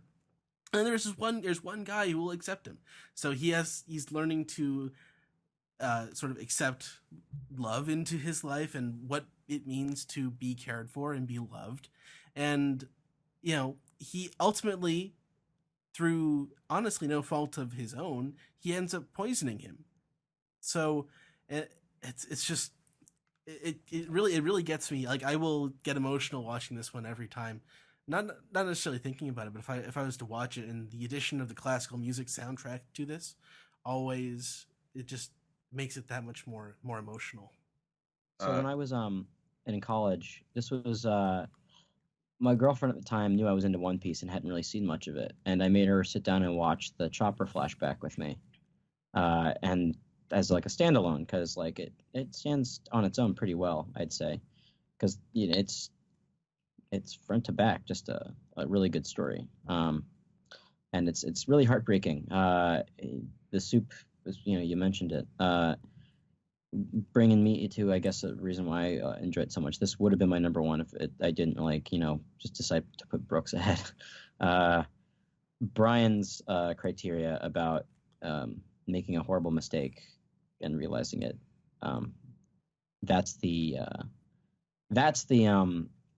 real kicker for me, is when, you know, he finds out, or when you as the audience find out as well, like you both find out the exact same time, that this soup's going to kill him, and you see him break down. It just destroys you, absolutely gut punches you, takes your spine, rips it out, and beats you with it, like the Predator. Like that, exactly, yeah. And yeah, between the music cues and everything else, in the anime and even in the manga, this is just a wonderful story. Aesthetically, one of the things I like about it is that it does take place on a winter island, so it has the subtle backdrop of a snowscape, and you know, it kind of builds to all this tension and drama, but it's amongst all this just snow and, you know, just like subtlety, you know, just easy to sorry, words are failing me, but it's weird because, like, with snow, you think of like a blank, calm canvas, yet there's so much drama and conflict happening here. It's like it's just a subtlety that just builds and builds, and I really and I it's one of the reasons why I enjoy it, is because it's not all like crazy shit is happening, high intensity, and especially the anime too, like really all the music choices. It's just subtle, and then it just builds to the drama. It builds to the tension. And I love both versions. The anime, oh god, these are two of some of the best damn episodes of the anime.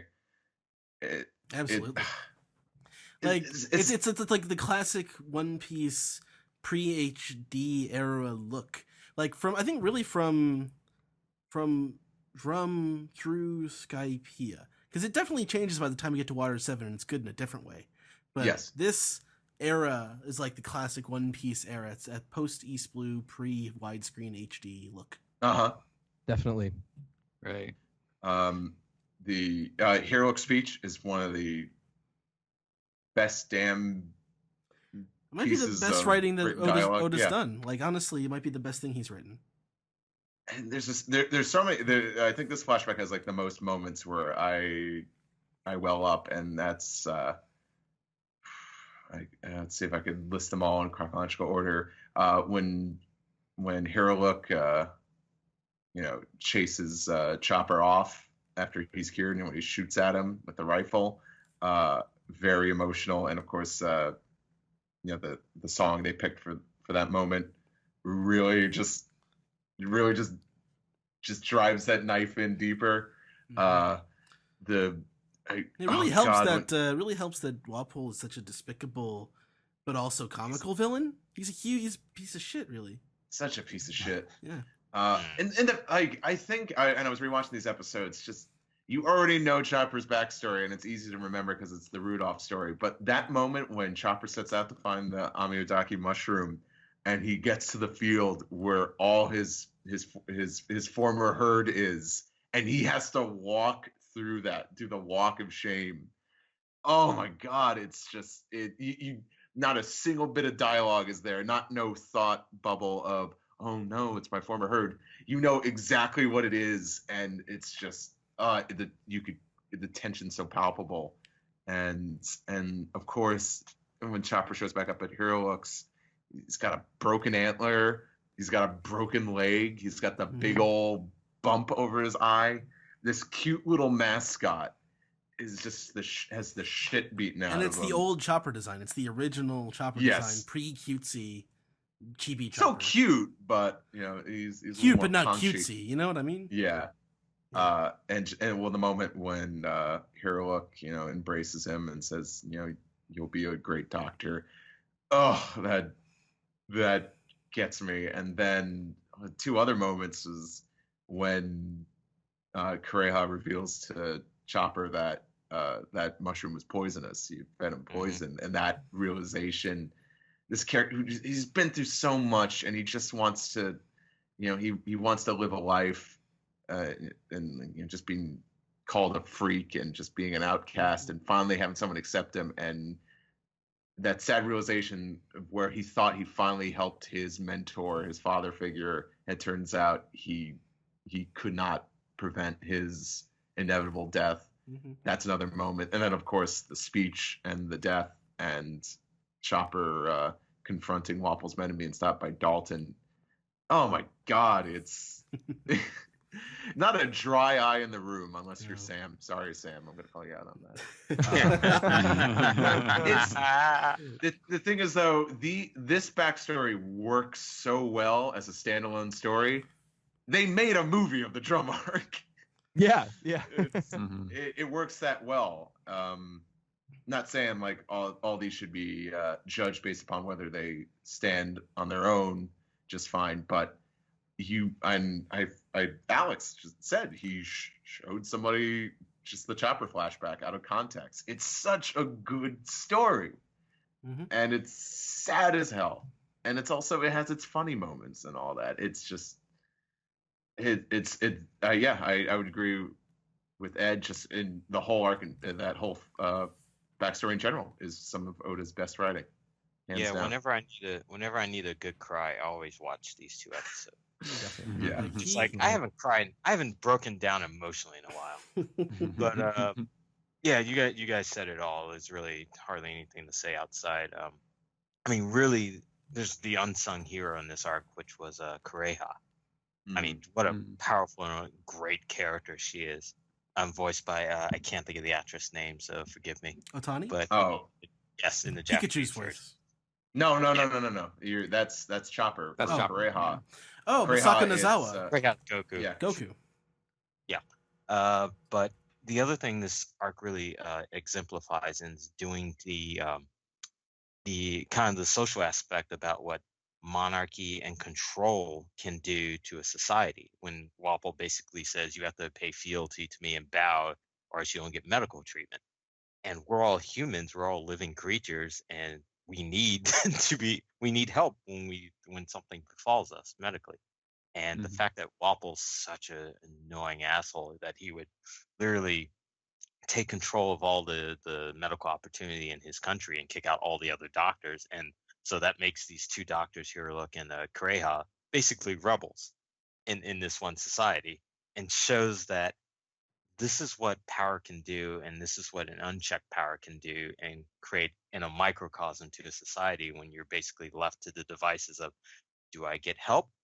Can I pay for that help? If I can't pay for that help, what's my choice? Do I have to die in the process? How do I have to go outside and seek other means? Because like Hiruluk thought he was doing a service. I mean, he had no medical expertise, but he went around thinking he was going to like help people because he was like, what other choice do these people have?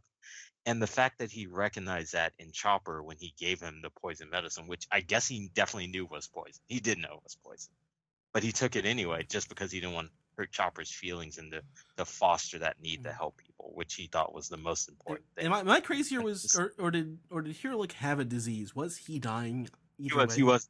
Yes. Right, Yeah. he was dying, but like the poison was just going to make him die faster. Got it. And that's what's great about that. So he knew he was going to die eventually, very soon. But even still, he took the poison, which sped up the death, and then he still blew himself up. It's a little overkill. And get a triple death, yeah. Yeah. He's very Rick that way. It's so good though, the whole thing. Yeah, Oh, yeah. I had this at number one for me, and in my opinion, it's sort of like the platonic ideal of Oda's flashbacks. Like, it doesn't necessarily, I think, distinguish itself in any one area more than other. Like, so for example, Robin's flashback probably has, like, just in terms of volume, more pain in it, if you want to judge things that way. And there are other flashbacks that maybe tell you more about the background of that location or that story or whatever.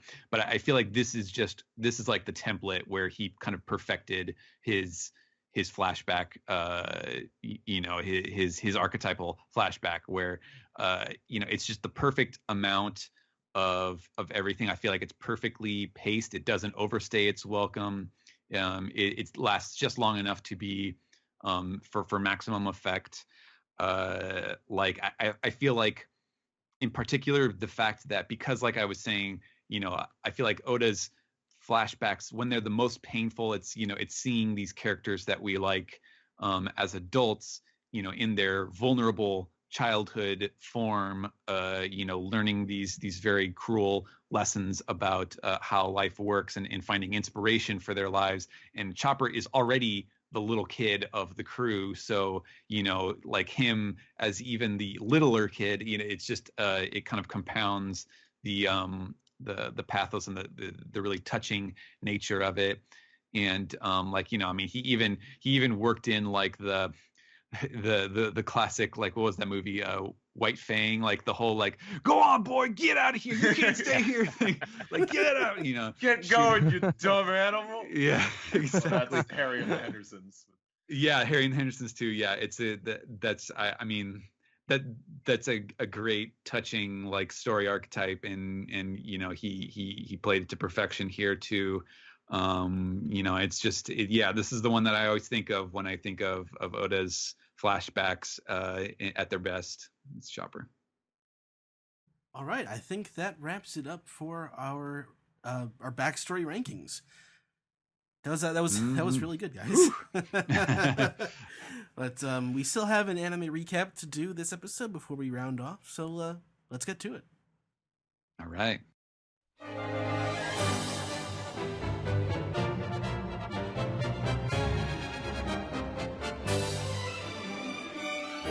This is the anime recap for episode 786, Total Land, Emperor Big Mom Appears.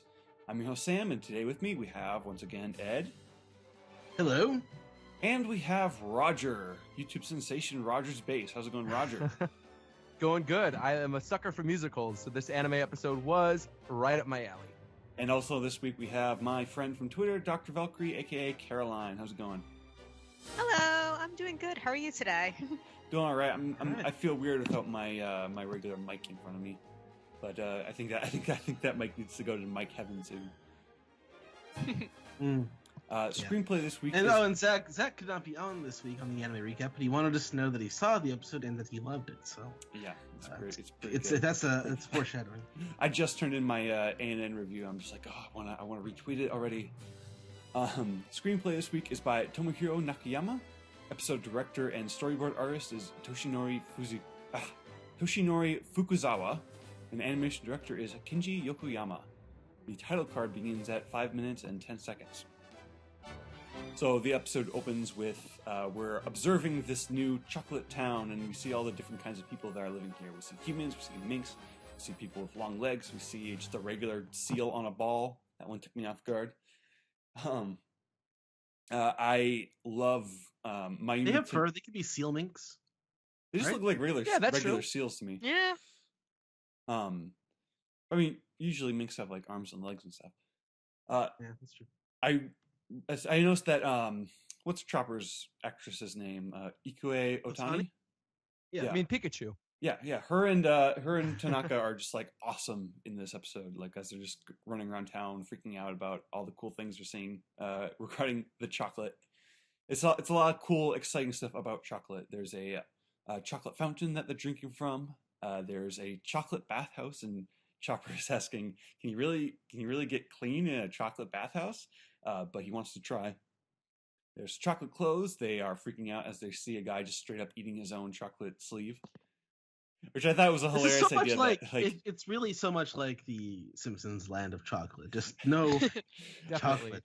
I love the idea that even the people who live here and like wear chocolate clothes on a regular basis have no problem just eating their own clothes. Like it's not like the novelty. You'd think the novelty is gone for them, but I'm sure they chose to live on that island because there was chocolate there. Right. Of course. That's why I would live on Chocolate Island, to eat chocolate nonstop. There are chocolate You must go. Oh, sorry. There are chocolate musical instruments. There are chocolate fireworks. And then we cut back to the Thousand Sunny as Nami and Carrot, they have gotten dressed for this new European adventure. They've got their little, what would you call this? Like a German barmaid. Dirndl. The thing going on. They look great. But Brooke thinks they look great too, as he's like slamming against the ground and trying to creep up on Nami's dress there. But obviously, Zach said this is the only part of the episode that he really didn't like. Yeah, they've been really laying Brooke the Brooke like perv jokes on thick lately. This week. Yeah, well, and last week too was pretty bad. Carrot is asking Pedro Thankfully though, anime only watchers, Brooke will be redeeming himself a lot during this arc, so just stay tuned. Yeah. So Carrot asks Pedro for some binoculars so she can get a look at this town from a distance, because she was not dumb enough to follow Luffy and Chopper to just gun for it. Peckham's is explaining that this is a place where all races in the world can live without discrimination, as per Big Mom's dream. He goes on to explain how the town was built, but it's a lot of very specific details, and Carrot isn't listening. And Brooke asks, "Are there panties made out of chocolate?" And Peckham's is just like, "Well, of course." So the girls put their We've already seen the clothes made out of chocolate, right? So, well, I mean, Brooke has not. So wardrobes must be very expensive if you keep eating yours. Yeah. So the girls are putting on their adventure hats, just looking really cool and cute. And Pedro has this little expression on his face, like he's really wary about the land that they're about to set foot on. Peckham's is calling out for Luffy, not realizing that he and Chopper have been in town this whole time. So since last episode, right? Yeah, there's all sorts of trouble they could have gotten into in these like 2 minutes that we haven't been seeing them. And we come back to Luffy and Chopper, and they are fat, and they just basically ate a whole building. They're very flabby. Yeah, they are being shouted down by a police officer who is accusing them of the crime of snackalism, and and Luffy's defending himself, saying, "But sir, there's a good reason for this." And they go, "Yeah, what's that? It was delicious," which is. I'd be curious to hear how that holds up in a court of law. Then a woman comes flying in on a magic carpet, much like Aladdin from Disney's Aladdin. Well, his name is Rapian. He's an Arabian carpet. Right. This is Pudding, who we saw a picture a couple weeks ago when Vito was showing it to Sanji. We also still have our suspicions that she might be that three-eyed girl from a few hundred episodes ago. But it is Pudding. Can't see her. Can't see a 3-eye yet. They've got real tricky with it, where it's like, it doesn't look like it could cover a third eye. But were people fooled? Were there people who didn't think it was the girl from Fishman Island? Well, I think they were smart here, and I think this is what Oda did too. They're kind of depending on the cartoon logic of her bangs covering her eye, even though when you look at it, it doesn't look like they should be covering an eye. I know we usually discourage hair arguments on this show, so. I mean, it's not about the color of her hair or who she's related to. Exactly. We agree who she's related to. There's no suspicion there. Yeah. Then that brings us to the eye catch of the episode, and we go on to learn that Pudding is she's the owner of Cafe Caramel, and her friend, this little blue jelly thing, is Nitro the Jelly, and her carpet is Arabian the Carpet. And she's making up this story that is actually kind of surprising to us, the audience, where she's saying, "Oh no, you guys did a bad job. You were supposed to finish the whole building." and Luffy and Chopper are like, it's so funny how like when they're all like bloated and stuffed and like leaning into each other to whisper like, what's she talking about? I don't know what that's about. And there's a kind of funny animation of Luffy falling forward and being unable to pick himself back up. That was probably my favorite gag for this whole episode. Yeah. So Pudding breaks off some more wall and offers it to them. They're, it's very delicious. They've been eating the area, like they've been eating the building the entire time they've been talking. Like, I'm not sure this isn't the cafe anymore. This is her house or whatever. Pudding explains to the police that she asked Luffy and Chopper to eat the building because it is a building that was ready to expire. And it's like, I guess that's how demolition crews work in this town, where you just send someone out to eat it up if it's only got a few days left. And the cop is congratulating her on her upcoming wedding, wishes her. He says that they all wish for her happiness, and Pudding blushes, and she is adorable. And Pedro and Brook are arriving on the scene, and they're surprised that things turned out so well for Luffy. And Brook is mentioning that. So this is how fortune favors the Pirate King to be, which is a nice little line. And I loved this little detail of Pedro lighting his cigarette with Electro, which was, as far as I could tell, not in the manga. Like it's so far away that you can't really tell what's going on. I think it looks like it's intended to just be a regular lighter, but I think this direction is super interesting. It's way cooler. And this is when a wolf mink, who just happens to be about town, recognizes "quote unquote" Captain Pedro, and he's crying. Like, he's like, Pedro, I didn't think I'd see you here, but Pedro shuts him up, grabs his snout. I love the little, like, it looks like he's only like kind of gently closing the guy's mouth with his fingers, but there's like something really cool about the posture there. And he's like, shh, I'm here sightseeing, don't tell anyone. So now we cut ahead to all the Straw Hats and friends. They're sort of gathered inside of Pudding's cafe, and Luffy and Chopper, they're just eating more wall. They're just being given free reign to just do whatever they want. They're in disguises now. Luffy's got his like turban thing. I love Luffy in white. I think he looks great in white. And where else was he? Has he ever worn that before? Not that I know of. Usually, I mean, because Oda's usually he likes colorful clothes, I think. Yeah, maybe in a movie once. I'm not sure. Yeah, he doesn't go for the blacks and the whites that often in the actual color. So, Carrot's eating some wall too. She's very happy about that. And basically, I love this scene of like Chopper is like hugging the edge of this hole in the wall that they've created, and he's just like hugging onto it and just like nibbling away. He's like, Luffy, this wall is delicious too. I just find it really amusing for them to just be so casually talking about how delicious different walls are. Well, it looks pretty good. You can see the jam in the middle. Yeah. Yeah, that moment in particular where she hands Chopper and Luffy the little thing with the jam and the peanut butter and the chocolate, it actually looks legitimately good. Like, I would want to eat that. Yeah, like when she described it, I'm like, man, I kind of want to try and attempt to make that. Mm-hmm. Yeah. So Pudding says it's all okay. Brook he's wondered by her kindness and asks to see her panties, and Nami kicks him. Luffy says thank you, but Pudding says no, I should be thanking you for saying my food was delicious, my chocolate was delicious. And Brook is so like enamored by her cuteness that he like falls back, like he's just a straight stick, and he falls back, and like Carrot has to push him up with one hand, which I thought was a great little thing.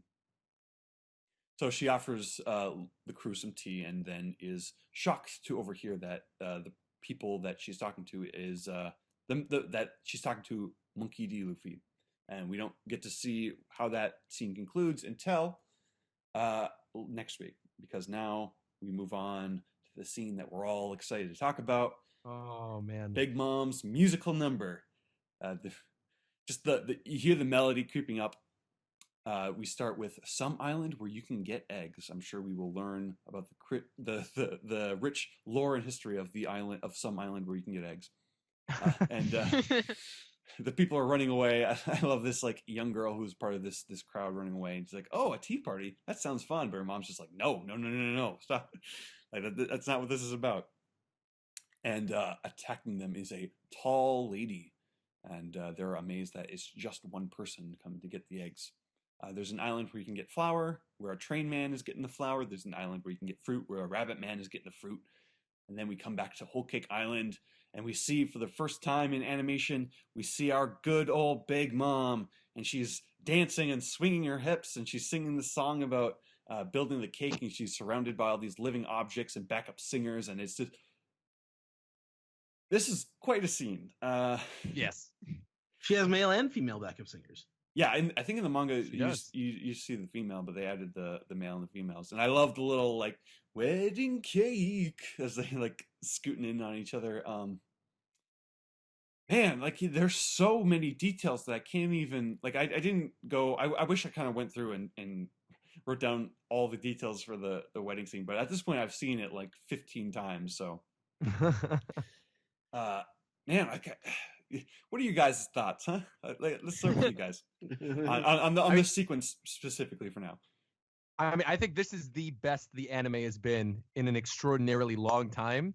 And if this is any indication of how the arc is going to be, considering there's still a lot more singing in this arc and smaller characters and things like that, background characters that are singing and dancing. There's a lot of singing in this there's arc. a lot of it. There's a lot of it. So I think that might be the way that Toei Animation is going to pad out a lot of this stuff. I and hope if so. that's what we're going to get, oh, dude, like I would be thrilled. If this arc is just the Disney musical arc. Yeah, I like the one. There's a scene. This is not a spoiler, by the way, for anime only watchers. There's a scene eventually where characters are sitting down drinking tea, and there are these two little. There's like a green teapot and a black teapot, and they're going green tea, black tea. They could easily flesh that out into a whole musical number about green tea and black tea, even though they're just tiny little minor characters that are coming up in the future. Could they? So, I mean, they could, but should they? I would totally be okay with that. If they're gonna pad this out at all, I would much rather it be with like these quirky little songs than with just like random shots of them staring out into the distance. Because as we know, unfortunately, there's no third option, which is just pace it normally. Right. Yeah. I'll be okay with them doing the green tea, black tea if it turns into a full Be Our Guest-esque number. Right. Oh my god. Well, this kind of was for a little bit where you saw the plates and the chocolate dancing on the table. Oh my god. It's the best animation that they've had in years. Well, because the animation is like I'm in this weird spot where like I think Big Mom looks almost a little too creepy in this scene. Like creepy is what they're going for, but like there's something about her anime model that still it took me off guard. Like something about the way her eyes are spaced, or like the way her cheeks are like so full that like they sometimes are like covering her eyes, or just the way she's moving, and like the fact that Japanese animation is notoriously low frame rate, right? So there are a few sequences that I don't think are served very well by that. But man, like I was just like, it's just such an experience. The scene, like it's so surreal, and it just takes you off guard, and it's so intense with how much stuff it throws into your face and how good the song is. That like I do want to see the anime. I have a lot of just overwhelmingly positive things to say about this whole episode, but yeah, this scene is like the cherry on top, right? Caroline, what do you think? Yeah. I just keep going back to the scene. Radolf is the bunny guy. Randolph. Yeah, Is Randolph. his name is? Yeah, they Randolph. haven't given his name. Oh yeah, that's another Yeah. great detail is how they're stringing this musical number alongside watching the other guys, like watching her underlings collect the ingredients. Yeah, like when it goes from dark to him just being surrounded by corpses was like the coolest thing, and I cannot get over that. It was so neat and so fluid and so cool. Mm-hmm. Yeah. And they really built with it too, because the first one you see is the girl, and she's got like the bloodied up sword, and there's a couple people on the ground. Then you see the train guy and all the people behind him, and then like you mentioned with Randolph, there's the fog, and you're like, okay, where are the dead bodies? And then suddenly, boom, a vast ocean of dead bodies. Yeah, lots of dead bodies. Assuming they're dead. I mean, there's one piece. Snake neck woman. The snake neck woman's colors threw me off, but I really like them. Do we know that she's a snake neck? Well, long neck person. I mean, like I know that's I know it's a species in the world, but I didn't know if she was confirmed that, because I don't think we've seen. I don't know if she's confirmed for it, but pretty much everybody I think has been just calling her that. Mm-hmm. I didn't put that together. Wasn't her name Almond? I don't know. Any Monday, right? Something like that. Any general thoughts on the episode as a whole? Otherwise, Well, the first 3/4 of it were paced like the rest of it. That it would have been so much better, but the first 3/4 of it was like what we've been seeing the last few episodes. I really enjoyed the bits with Luffy and Chopper and how good the Chocolate Town looked and like the richness of detail there. And in a lot of ways, the pacing worked better in this episode than it has in previous because the material is so strong. Well, and, there's so and much it's just detail like to be put in there. Yeah, it's just a bunch of stuff back to back to back to back. It's not like a scene; Yeah. it's like a bunch of scenes in one Mhm. episode. So I think it lends itself to the. And we're back to one chapter per episode now, so that's or at least for this week. I think this Mhm. was. I assume next week is going to be similar. But yeah, Well, it's all about pudding. yeah. Anyone else? Anyone else? I really liked the very last shot of Mama where she goes Yes. Mugiwara. Yes. And it was like, oh, jeez. And She like- felt so threatening, and it was great. I love how everyone seems to have come to that conclusion on their own. That last shot, that last moment of Big Mom's eyes going moo, gi, wa, la, like is Crazy. like it's exciting. It's really exciting. Oh yeah. Roger. Yeah, I was just gonna say Pudding in particular. I really like her voice actress, Mhm. and I recognized her voice actress, and I wanted to go back and look at some of the other stuff she's been in, and why I liked her so much. It's because not only is she the voice actress for my favorite character in Street Fighter, Cammy, she is also the voice actress for Best Girl in Fire Emblem, Camilla, and she's the voice actress for Fujiko in Lupin, Mm-hmm. and the Japanese voiceover actress for Elizabeth in the BioShock series. So she's like Hmm. all of my favorite female characters from every other series. And I was like, oh, that's why I like her voice so much. And I am And, really excited knowing like the other characters that she's voiced, how she sort of fleshes out Pudding as a character as we progress through this arc. I think she's going to be great. Yeah, and Big I Mom said this in is. the intro too, but they're both Fujiko. Yeah. Oh yeah, that's right. You said that last week. Yeah, she was from one of the '80s movies. Yeah, and Big Mom is also Arale from Dr. Slump. That's right. Mhm. Yeah, and also this is Big Mom's new voice because they had to. I guess the old voice is not feeling well these days. And I based on the singing, I was like, wow, her voice is just like way higher and smoother than I expected it to be. But then you get to the end when she's doing her talking, and she's talking about Mugiwara, and she sounds great. Mhm. Yeah, my general thoughts are loved every second of it. Like this is the kind of episode where if they ever did like a One Piece Kai, I almost wouldn't want them to cut anything out of this episode because it's just like so jam packed with stuff, and there's stuff that's anime only that extrapolates what was going on in the manga, but feels like it could have been from the manga, like that Pedro Electro thing, or Luffy and Chopper watching that guy eat his sleeve. But where like, he lights his cigarette with the Electro. With yeah, Electro, that's what I'm saying. Yeah. Or like Luffy and Chopper getting excited about the guy eating his sleeve, and like it's just back to back to back, like a fun, interesting detail that just got me excited. I'm like, oh, I love One Piece, you guys. And on the topic of Pedro, that's actually good you mentioned that too, because we didn't really talk about that. But that I think is a pretty exciting scene for people who are anime only watchers. When you see that one random character go up to Pedro and he's like, "Oh, Captain Pedro, what are you doing here?" And he's like, "No, don't tell anybody I'm here right now. Don't tell anybody I'm here." Because for you guys who are anime only watchers, you don't know what his deal is or why he's been in Big Mom's territory before or what's going on with him. So I thought that was actually pretty cool detail. And again, that just goes to show how many little details are jam packed into this episode. yeah, and like I want to keep singing that like this arc keeps reminding me of Water 7 thing right now, because it's just feels like, and I mean, it helps that like when they're exploring the town right now, they're basically using the same music as they did when they were exploring Water 7 for the first time. There's just something like and the new animation director, because I think starting with Whole Cake Island, the episode of Sabo Guy is just like the new main episode director, and you can see a style constantly throughout these episodes, and yeah, it's good. yeah, it's just another thing that helps keep this new arc feeling fresh. And like I know that it's not going to stay that way for the whole thing. Like I know the whole arc isn't going to be great because usually arcs start strong in the anime, but at the same time, like this is the One Piece that I remember, catching up with for the first time. This is the One Piece anime that I remember. Like I don't know, like just you're getting your hopes up, Sam. Well, and like I said, I know it's not going to be like great, and like even this doesn't look like as good or is as well paced as the like My Hero Academia or Attack on Titan animes are right now. But that's just not gonna happen.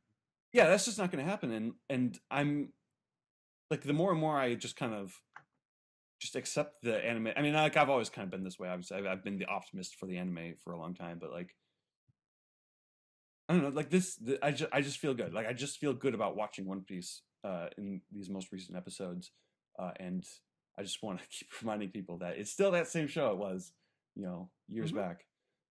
You're right. I like the little, just going back to the musical number 2, I like the little Tontada-looking character with the blue tail. Yeah. And there's that meme going around on Twitter where it's like the survey and it says, I will protect it. I want to see it grow up healthy. I want to tell my friends and neighbors about it. I did that about I did that about Caesar in the most recent manga chapter. Yeah, because I don't even think that's an important character, but like I love that little guy. He's just a cute little bumbling blue Tontada. I love it, and he was dancing with his legs kicking up in the air during the final number where they're singing Totland. It was great. All right, anything else you guys want to say, or are we ready to move on to the next segment? Well, before we go really quick, Yes. This episode is like reminds me of how good One Piece could be, but it also makes me really sad that it's not at least close to this quality sometimes, and it's like really heartening but also really depressing.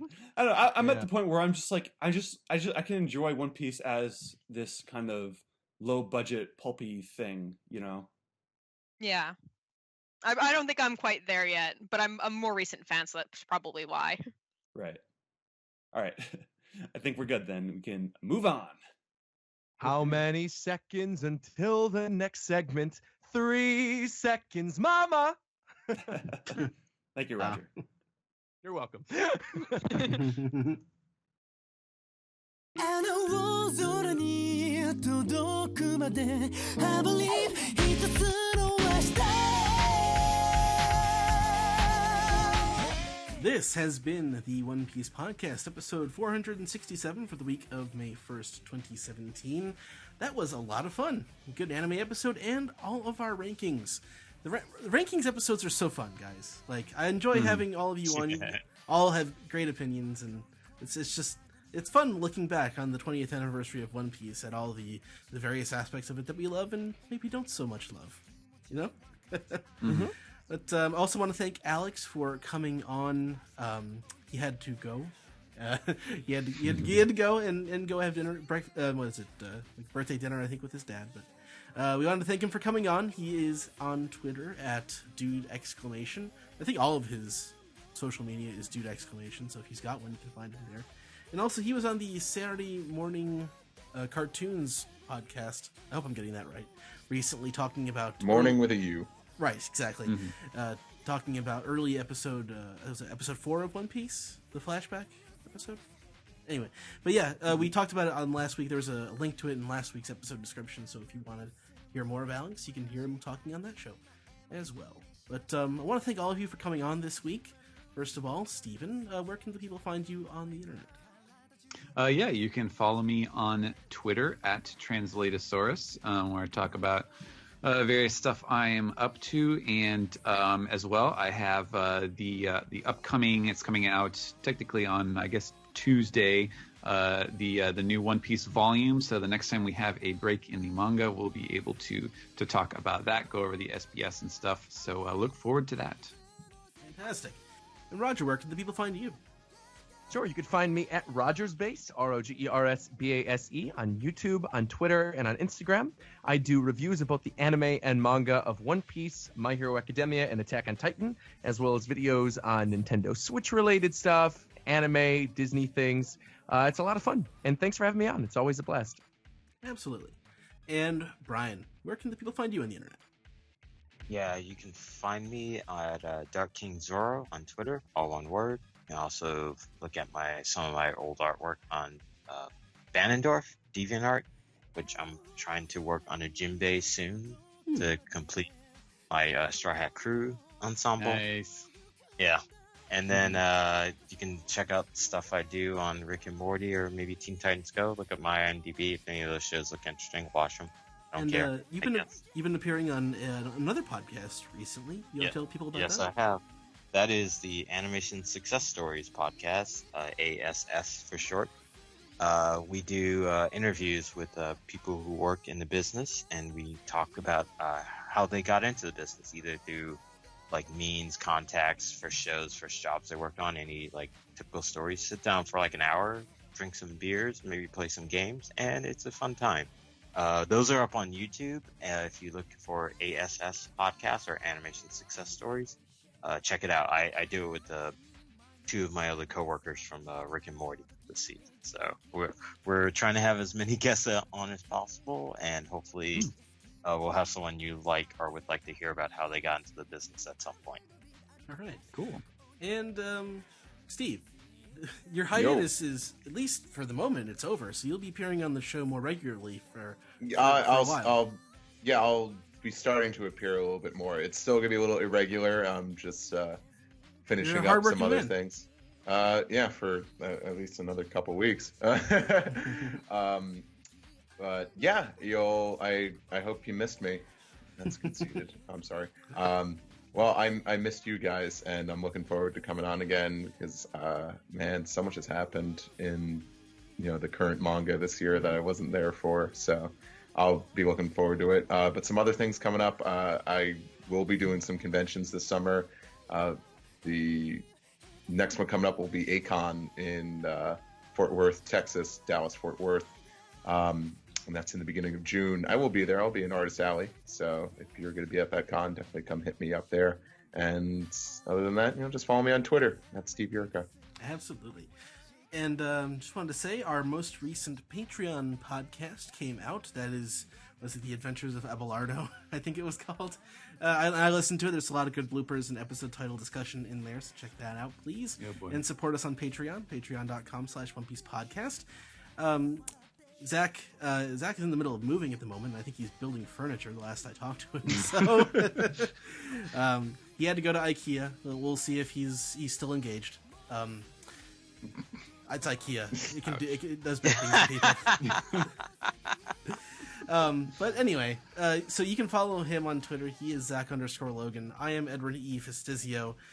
Check out my journey through the 100 great anime films. I post about it on Twitter a lot. But the podcast can be found at OnePiecePodcast.com, Twitter.com, YouTube.com, and Facebook.com/OnePiecePodcast. One Piece Podcast is our Skype name. OnePiecePodcast@gmail.com is our email address.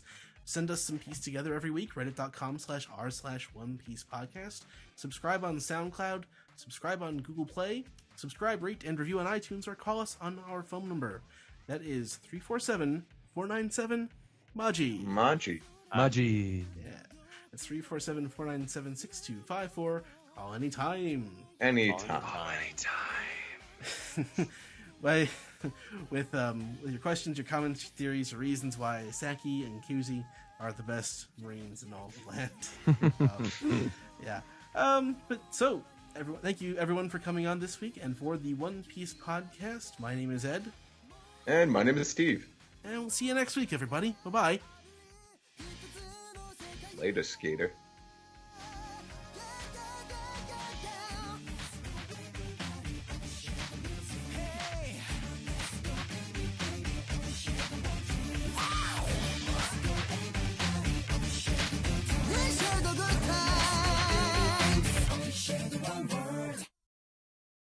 Share the one word.